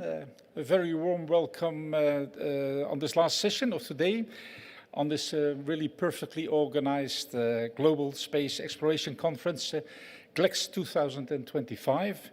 Similar, let's say, to most other speakers, I would like to really congratulate IAF, ISRO, and the Astronautical Society of India with the perfect organization. The last session of today is a GNF with the title India's Space Exploration Endeavor, International Perspectives and Opportunities. And this will really focus on the activities of ISRO itself, but also its collaboration efforts with the international partners. My name is Peter van Beekhuizen, and I'm honored to be the chair of the IAF Global Committee, which committee interfaces with developing nations. And in this case, it was considered highly relevant, let's say, to do this together with ISRO, because the role of India during the last decades has really moved from a space developing nation to become one of the major space powers on the world. So India can be truly seen as an example for space aspiring nations, and the experience of which was so nicely addressed by the Prime Minister Modi yesterday during his speech. I would just like to mention two quotes. He said, which really stuck in my mind, he said, "For India, space is not a destination, it's a declaration of curiosity, courage, and collective progress." I think, let's say, that was quite a remarkable statement. And the second thing what the Prime Minister Modi said, our rockets carry more than just payloads, they carry the dream of 1.4 billion Indians. I think this is truly remarkable, inspiring words by the Prime Minister. The GNF will start with a keynote from Dr. Asso from JAXA. Dr. Asso is the project manager on the LUPEX program, which is the Lunar Polar Exploration project. And it's a very ambitious cooperation project between JAXA and ISRO. And then following this keynote address, we will continue with the panel discussion, and afterwards I will introduce then the panelists. So, Christian already mentioned the Slido tool. Please use them whenever it's possible. And without further ado, I would like to ask Dr. Asso to come up on stage and to make his keynote address on the LUPEX program. Please, Dr. Asso.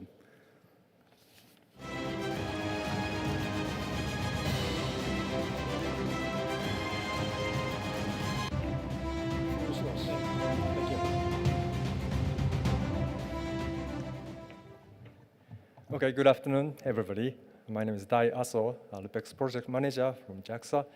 And today, I will give you tips for the Indian space endeavor.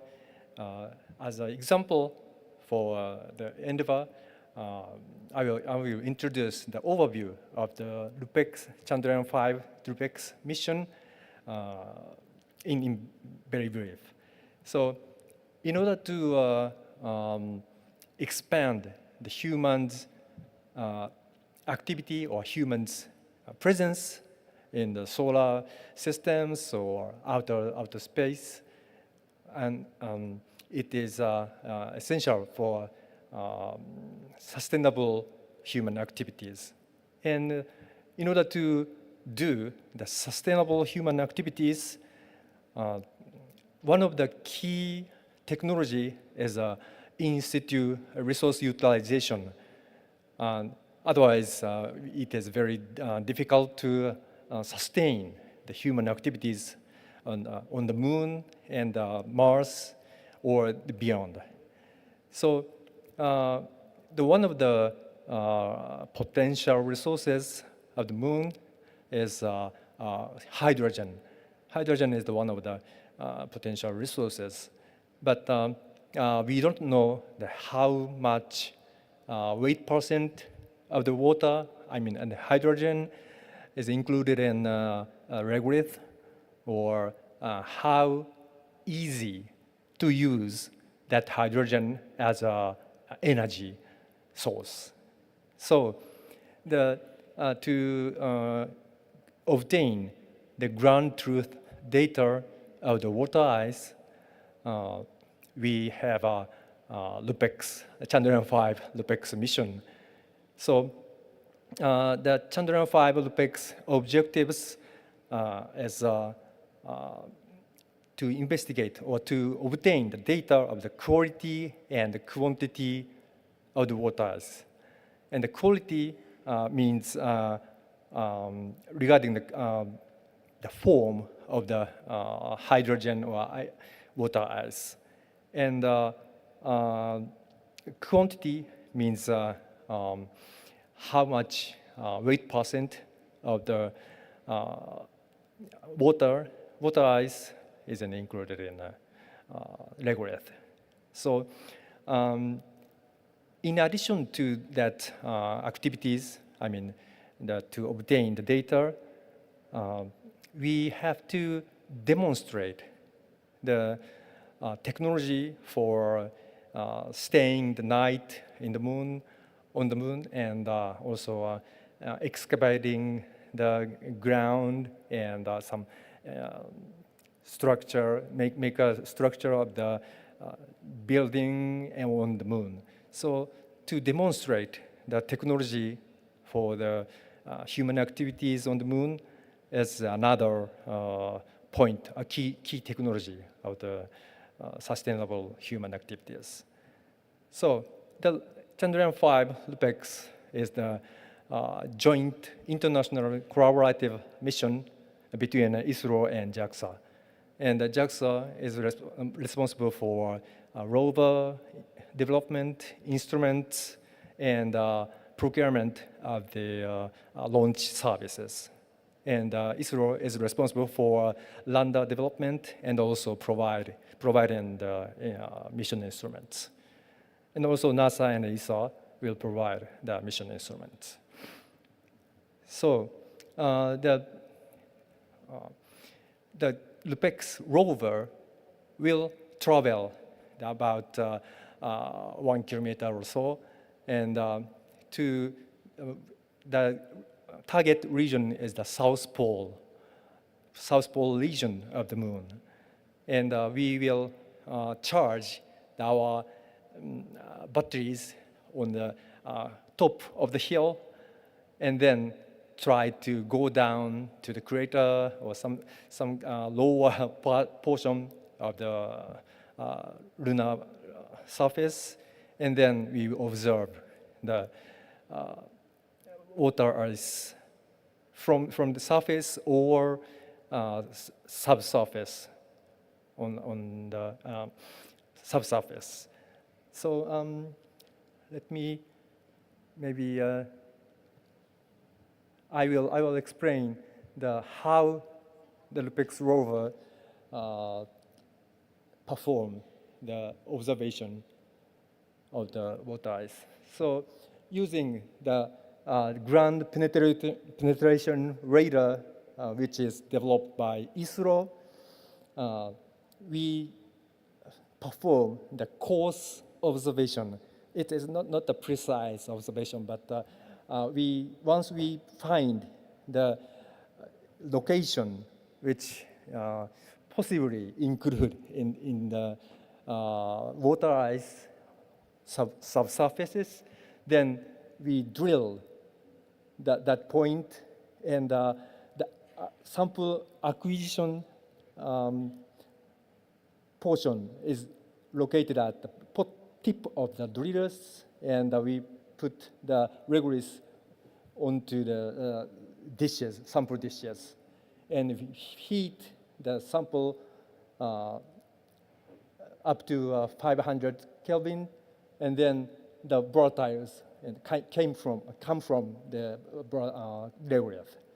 So we use the two sensors and ISRO's sample analysis packages.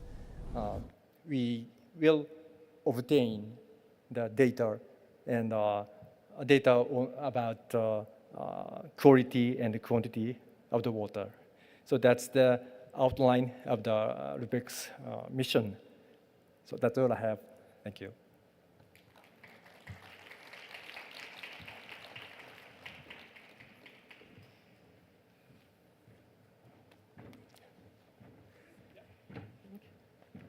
Thank you very much. Thank you.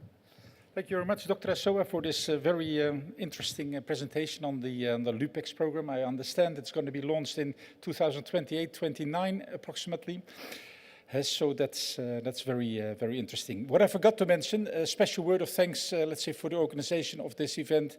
I would like to specifically mention Dr. Gauravin Sankar and Dr. Anil Kumar, who has really helped, let's say, this GNF being possible. Then we will continue now with the panel, and we've got 4 excellent panelists, and I would like to call them up on stage to start with Dr. Raya Rayan. And Dr. Raya Rayan is a distinguished scientist and presently director of the Satish Dhawan Space Center, Sriharikota, the spaceport of India. He has been responsible for the major upgrades of the launch complex needed to accommodate the increased demand of launches from this spaceport. Then we have Daniel Nooyensvander. I think that Daniel makes his 3rd appearance today. So, yeah, Daniel has been the ESA director of Human and Robotic Exploration Program. But before that, he was the director of ESA Space Transportation, and even before that, the head of the Swiss delegation to ESA. Jill Smith from the Canadian Space Agency. Jill is the Director of Exploration, Planning, Coordination and Advanced Concepts. Before this position, she was the Counselor of Space Affairs at the Canadian Embassy in Washington. And then also for Michael Lopez Alegria, let's say the 3rd coming up on stage, Chief of the Axiom Astronaut Office with 6 missions to LEO, 10 EVAs, and in total nearly 68 hours of EVA. So this is really a lot of expertise. Yeah? Okay, thank you very much. Please.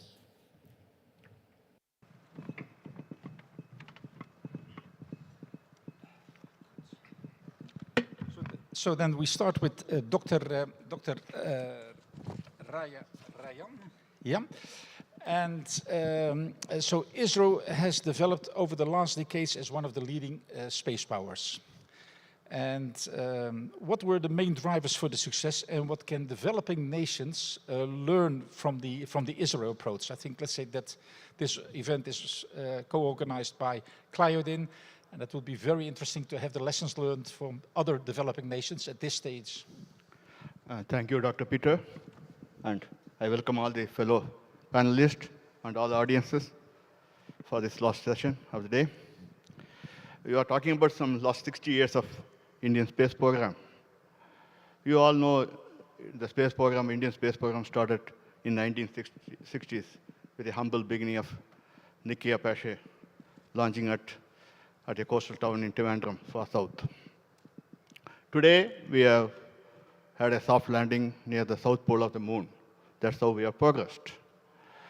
Throughout this trip, we had a step-by-step program. That's what I used to tell. As our Dr. Vikram Sarabhai, who is the father of Indian space program, has rightly given a direction from the beginning itself that our space program should have application-oriented. We should benefit the society. and that we will be second to none in this, meaning that we are not aiming to compete for the #1 position or anything like that, but the space sector, the domain, the technology should benefit the society overall.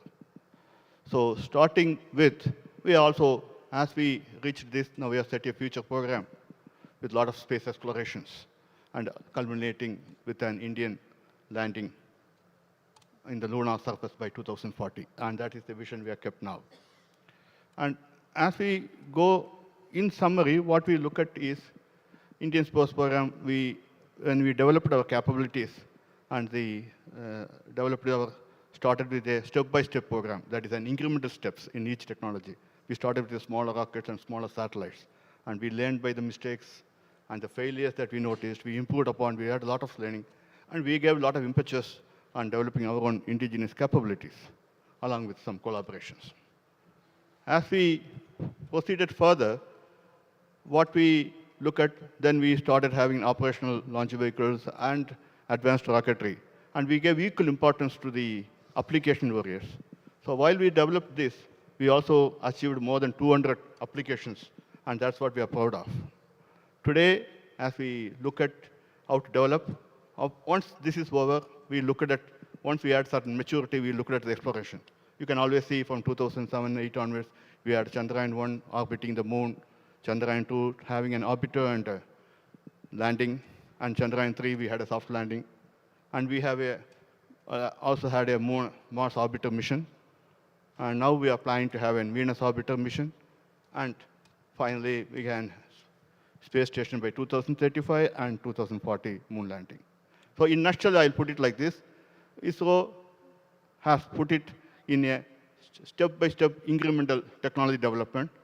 And as we develop, we also improve our application areas so that it goes hand in hand, so that the entire space society is able to benefit from these developments. That's what I want to say. Thank you very much. Very impressive, let's say. And of course, also this goes hand in hand with the development of all the launchers needed for this very special program. Let's say, and that you as the director of the launch site, that will be quite interesting. Daniel, on Axiom 4, there's going to be an ESA astronaut, the Polish Slavoj, the first Polish astronaut to go to the ISS.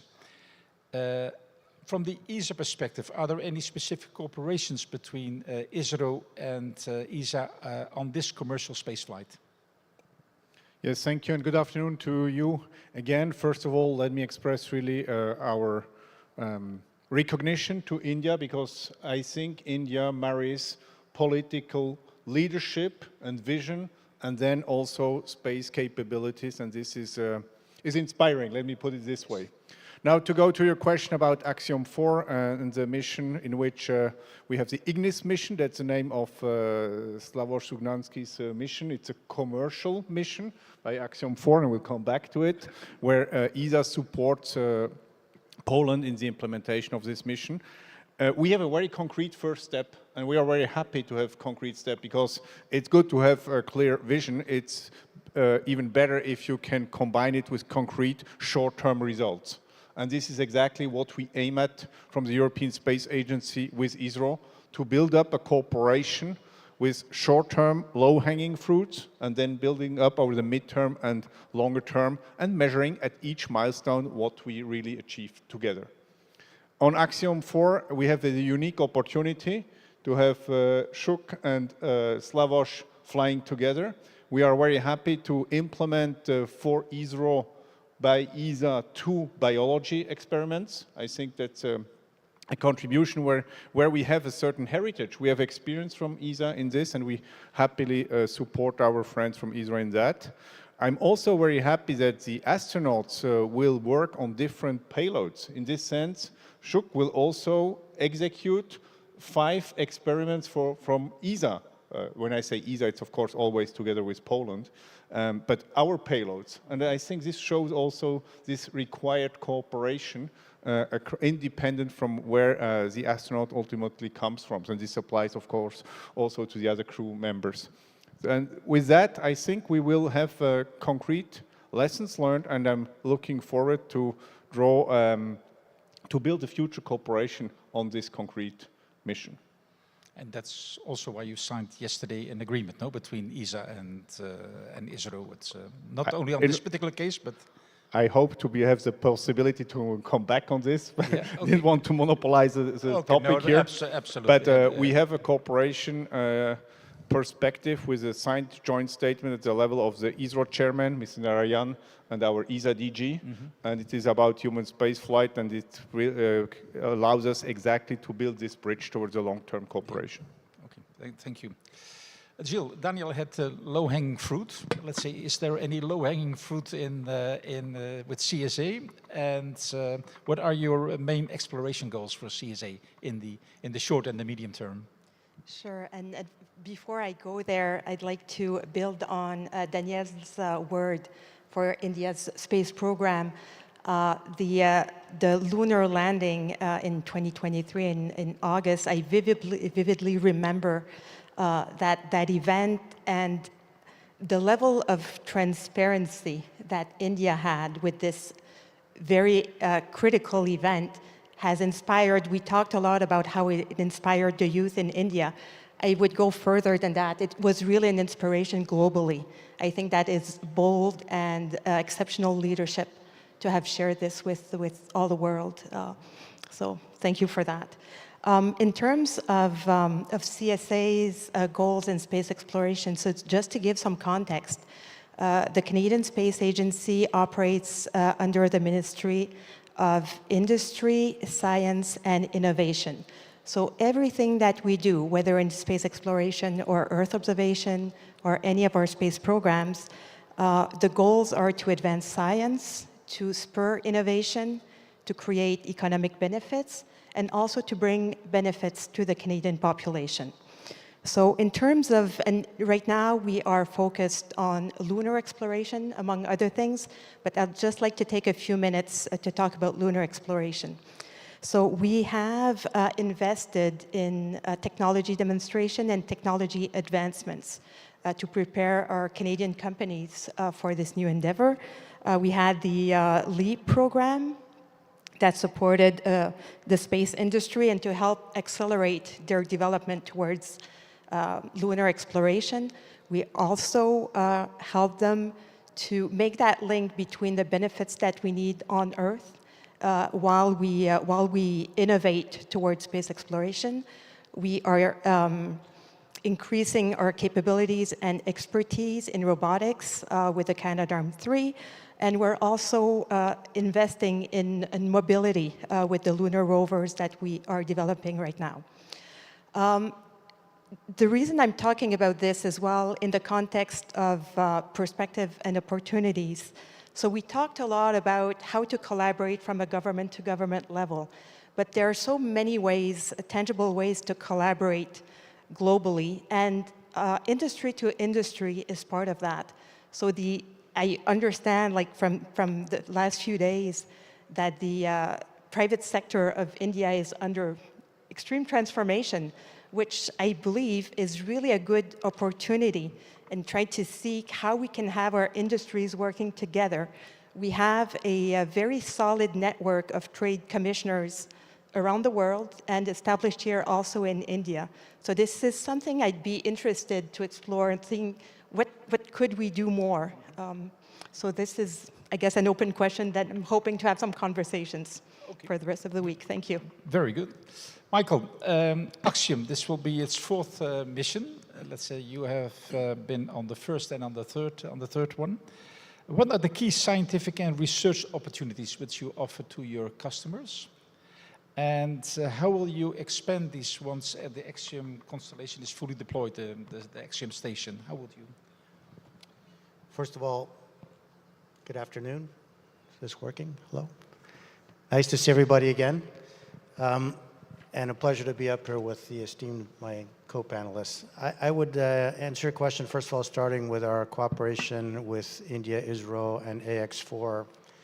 Of course, the majority of what we do on a private astronaut mission is very similar to what a NASA or ESA, CSA, or JAXA mission would look like, which is scientific research and a bit of outreach back to the native countries. In India's case, ISRO and and the Indian research organizations have proposed several experiments. As Daniel mentioned, some of them are being conducted jointly with other astronauts on the crew, which is something that we've done on all the private astronaut missions so far. But I'd like to point out a couple in particular that are Indian. One is called Sprouts. It's about studying how salad seeds can sprout and then be grown in microgravity. Of course, I think the application is quite obvious. If we're ever going to leave low Earth orbit and go back to the moon, and certainly onto Mars someday, it's unsustainable to bring that giant logistics train with you. So the more that we can bring with us or grow with us, the better off we'll be. And then sort of in a similar vein, the second investigation is called Muscle, and it's about muscle dysfunction in orbit. So we've known for a long time that bone and muscle deteriorate in microgravity fairly quickly. It's very important to mitigate that. We have a very strong and successful countermeasure, which is exercise. But in a crew member's day on the ISS today, they spend 2.5 hours each day dedicated to exercise, which when you think about how much research you lose when you do that sort of activity, it's not insignificant. And so if we can understand at a more fundamental level what's causing this deterioration, we can obviously improve the efficiency of the workday of the astronauts in orbit, but also it has applications for diseases on Earth like muscular dystrophy and other things. So we're looking forward to seeing the results of those experiments that Indian researchers have brought to AX4. And as far as the Axiom station, I mean, a couple words come to mind. First is scalability and adaptability. So Axiom station, like the ISS, will be modular, but it doesn't really have a finite end. We plan to be able to continue to add modules or change modules as the needs see fit, and that is going to be dependent on the customer. So if a company has an aha moment and they can come up with something that they want to manufacture at scale in space for commercial gain, then we can accommodate that sort of thing. Similarly, I think the ISS infrastructure, while innovative for its time, is quite cumbersome. The communication via 1553 standard, which is a military specification, is slow, and it's not slow, but it's very tedious to design around. Today we have Ethernet connectivity that we can rely on, which is proven quite satisfactory for space applications. So this kind of modernization and the ability to evolve with advancing technology is something that Axiom Station will provide. We've seen this now from the Axiom perspective on this on the fourth mission with the Indian astronaut Shukla. How important is this for the ISRO space exploration program and the partnership between Axiom and ISRO, longer term? Shubhanshu Shukla is going to be his maiden Indian visit to the ISS, International Space Station, no doubt about it. And we all know that this effort, joint NASA ISRO joint effort, was actually made possible by our honorable state visit of our Honorable Prime Minister Narendra Modi ji during June 2023, I think. Yeah. Obviously, this, as I already stated, that we are planning to have our own Bharati Andheri station, and definitely this mission of Shubhanshu Shukla will aid in understanding the human space mission activities and the human space experiences in a space station. As we look at it, we are also looking at some of the experiments, especially India's priorities on the microgravity experiments and research, microgravity research, to be frank. And this will start aiding international activities along in these lines, and also our national research, microgravity research across R&D labs and academia. We are trying to put a full canvas on this. And so as we are planning to have a space station by Bharati Andheri station by 2035, by 2028, we already have an approval for our first module. So continuous missions will try to help this, and this mission will definitely help us in understanding the human space flight and other associated activities.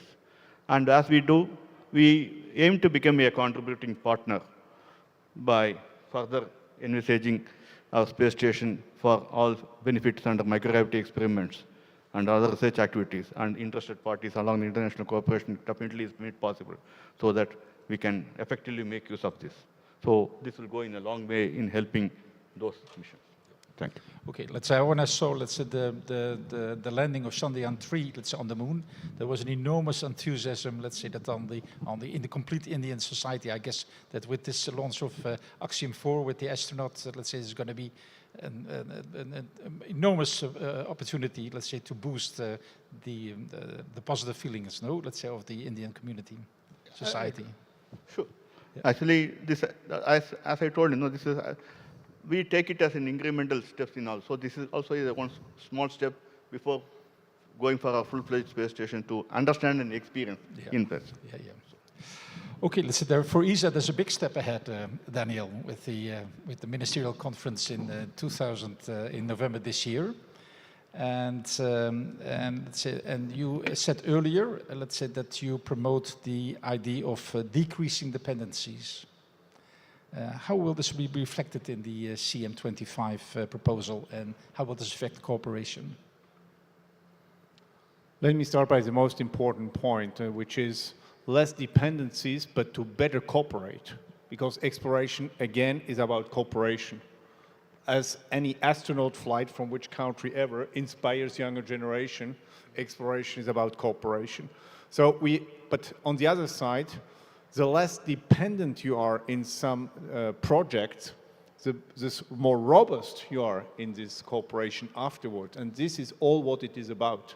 To give you a concrete example, by having our own cargo transportation capability, we had, by the way, in the past, the automated transfer vehicle, which allowed to dock to the International Space Station, but then not to re-enter. Now we want to go the next step with the LEO cargo return service to come back on Earth.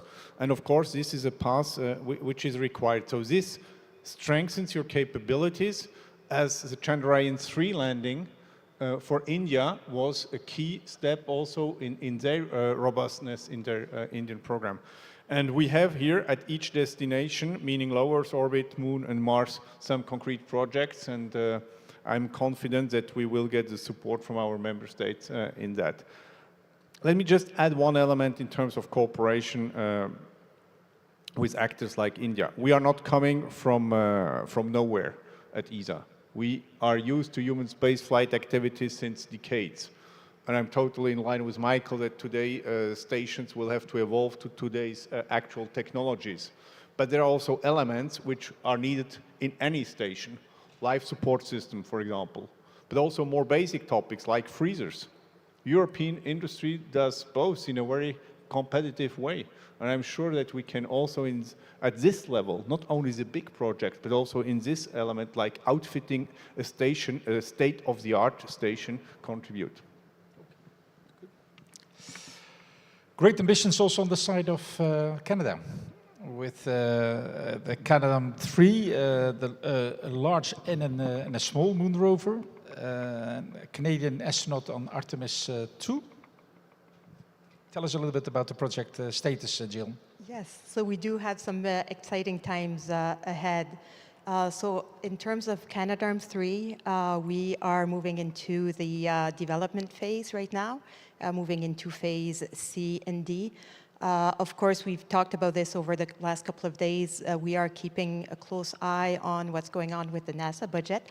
However, we do want to continue to invest in this niche capability that we have in Canada, which is robotics. So we will continue. We have been a reliable and trusted partner because of our robotics for several decades now, and we want to continue in that vein. Jeremy Henson has been training for the Artemis 2 mission to go around the moon.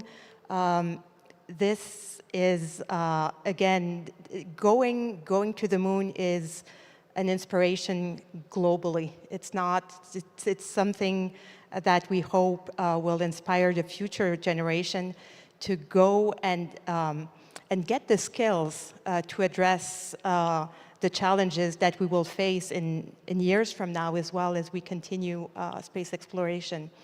I'll talk a little bit more on the rovers that we're doing. So there's the small rover, which is called LRM right now, but we're looking for a name. There was a challenge that was launched last year, so the finalist has not been selected yet, but it will have a cool name eventually. But LRM is a technology demonstration. It is a science rover. The other one is the Lunar Utility Rover, so it's called LOVE, which is kind of cool in terms of a name. But that one has operational purposes.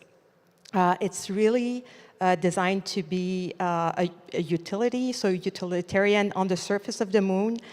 It will provide critical assistance to operations such as transportation of cargo, logistics, construction duties as well. We are in the early stages for that rover. The results of the phase 0 request for proposal, so the initial contracts, should be awarded sometime very soon. So we will share more about that in the coming weeks.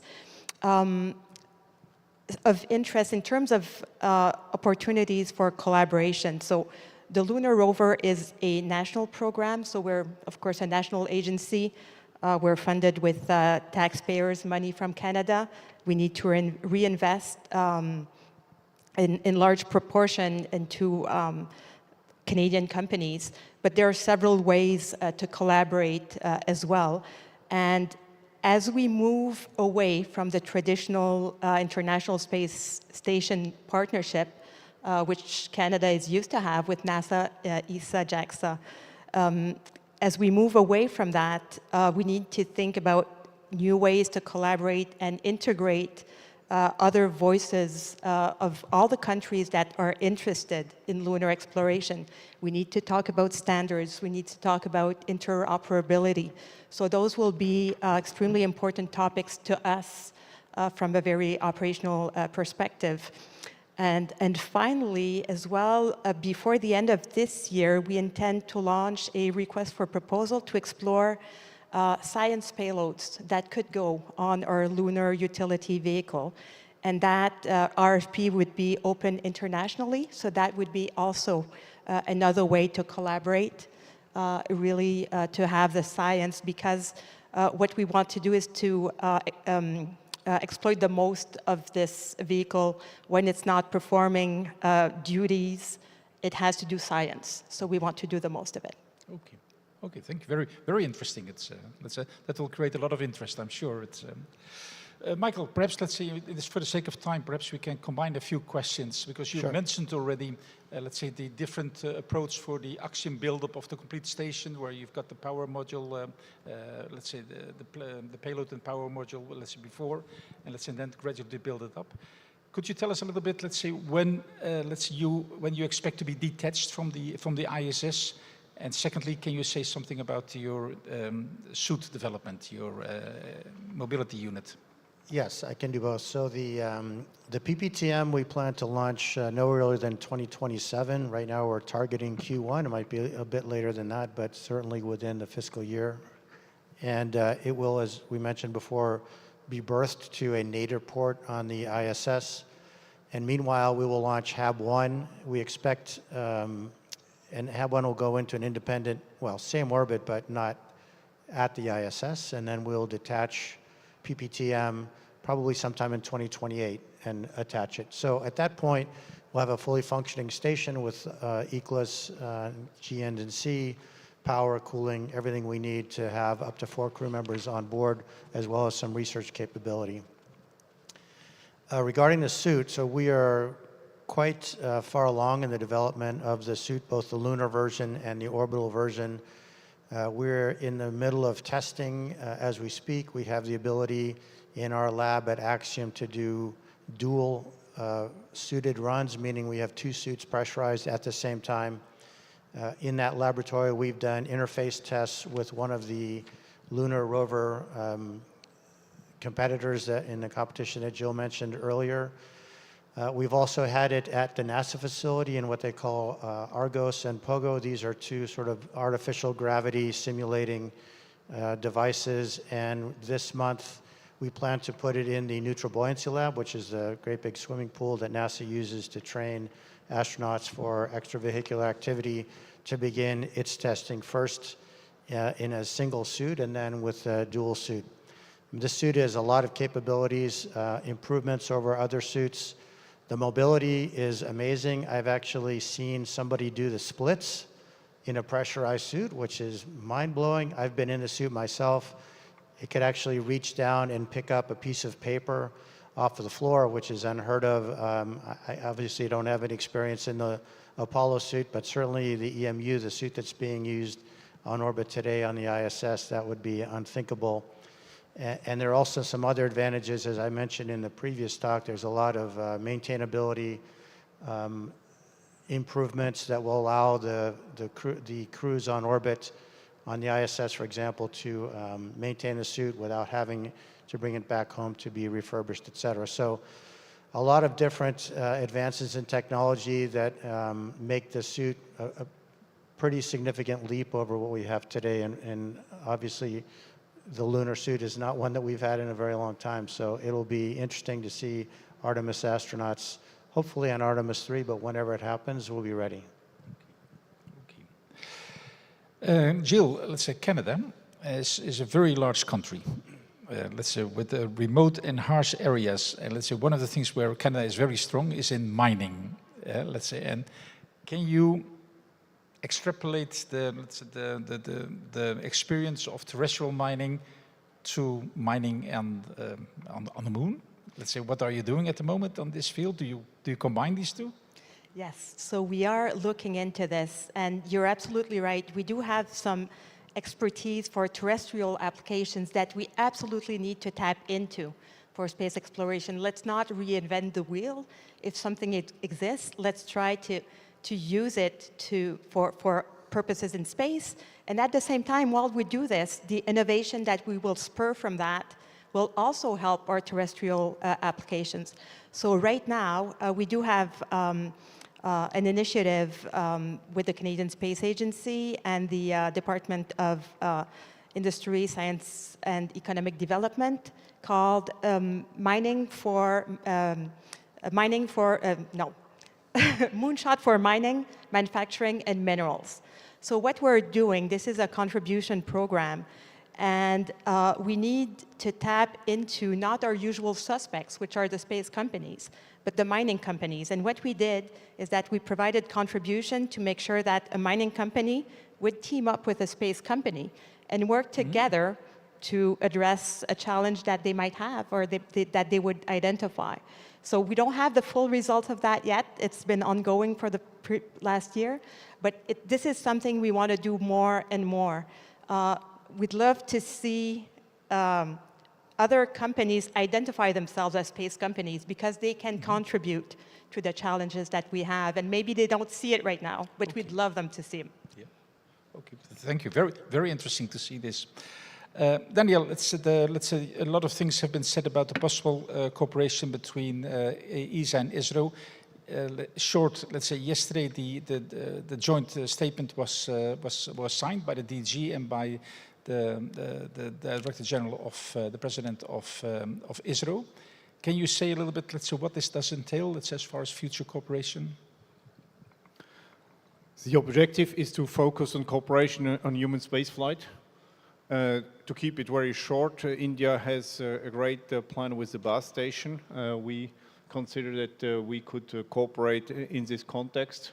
On the one side, by providing some transportation capabilities with our LEO cargo return service.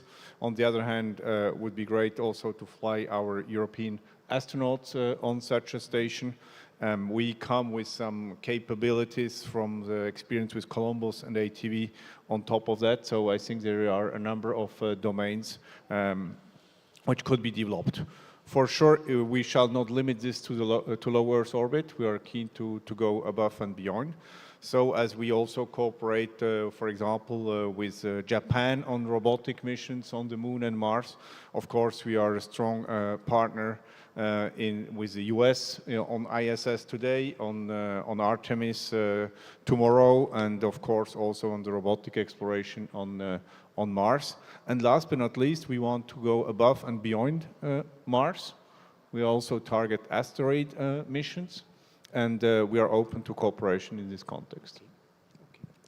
Now, the same question could be asked then to ISRO, to Dr. Raja Rayan.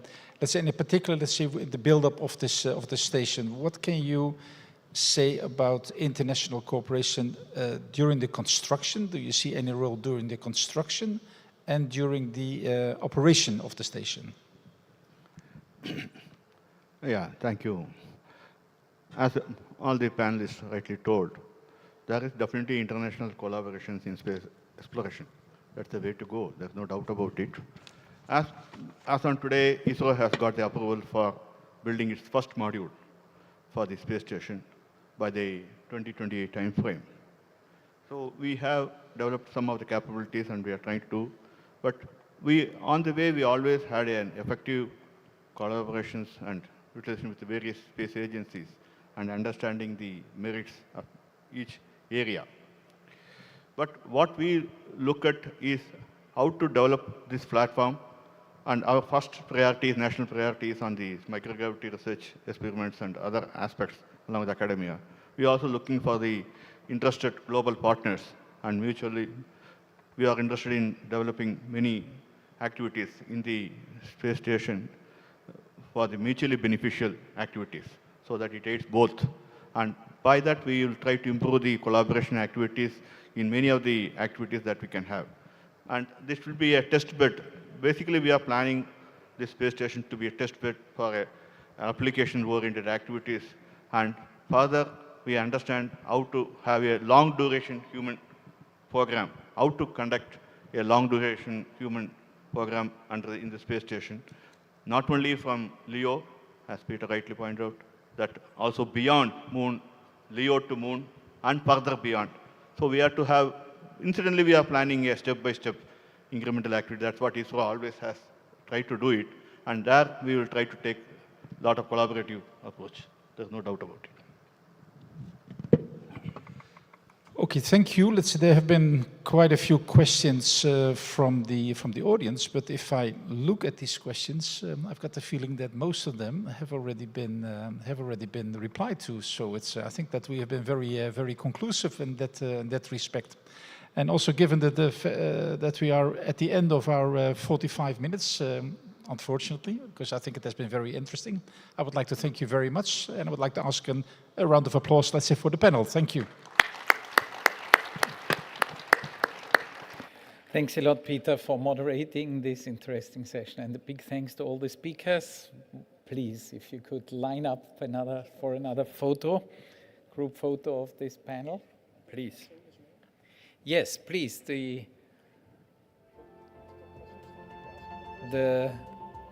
keynote speaker, please, if you could come up as well. Sure. Okay, while we are taking this picture, I would like to thank you all for being here for this afternoon program here in this room. With this, we are closing the plenary program for today. I want to remind you that the technical sessions are still going on till 6:30, so please do join the different technical sessions. There are interesting topics presented there as well. The gala dinner will take place at 7:30 tonight in the exhibition hall, same place as the welcome reception yesterday. So this will be an exciting opportunity for networking with very nice food, of course, and also entertainment. And tomorrow we will open up the door here again in this hall for the start of another exciting plenary program at 9 o'clock. So we look forward to seeing you tomorrow here at 9. Thank you.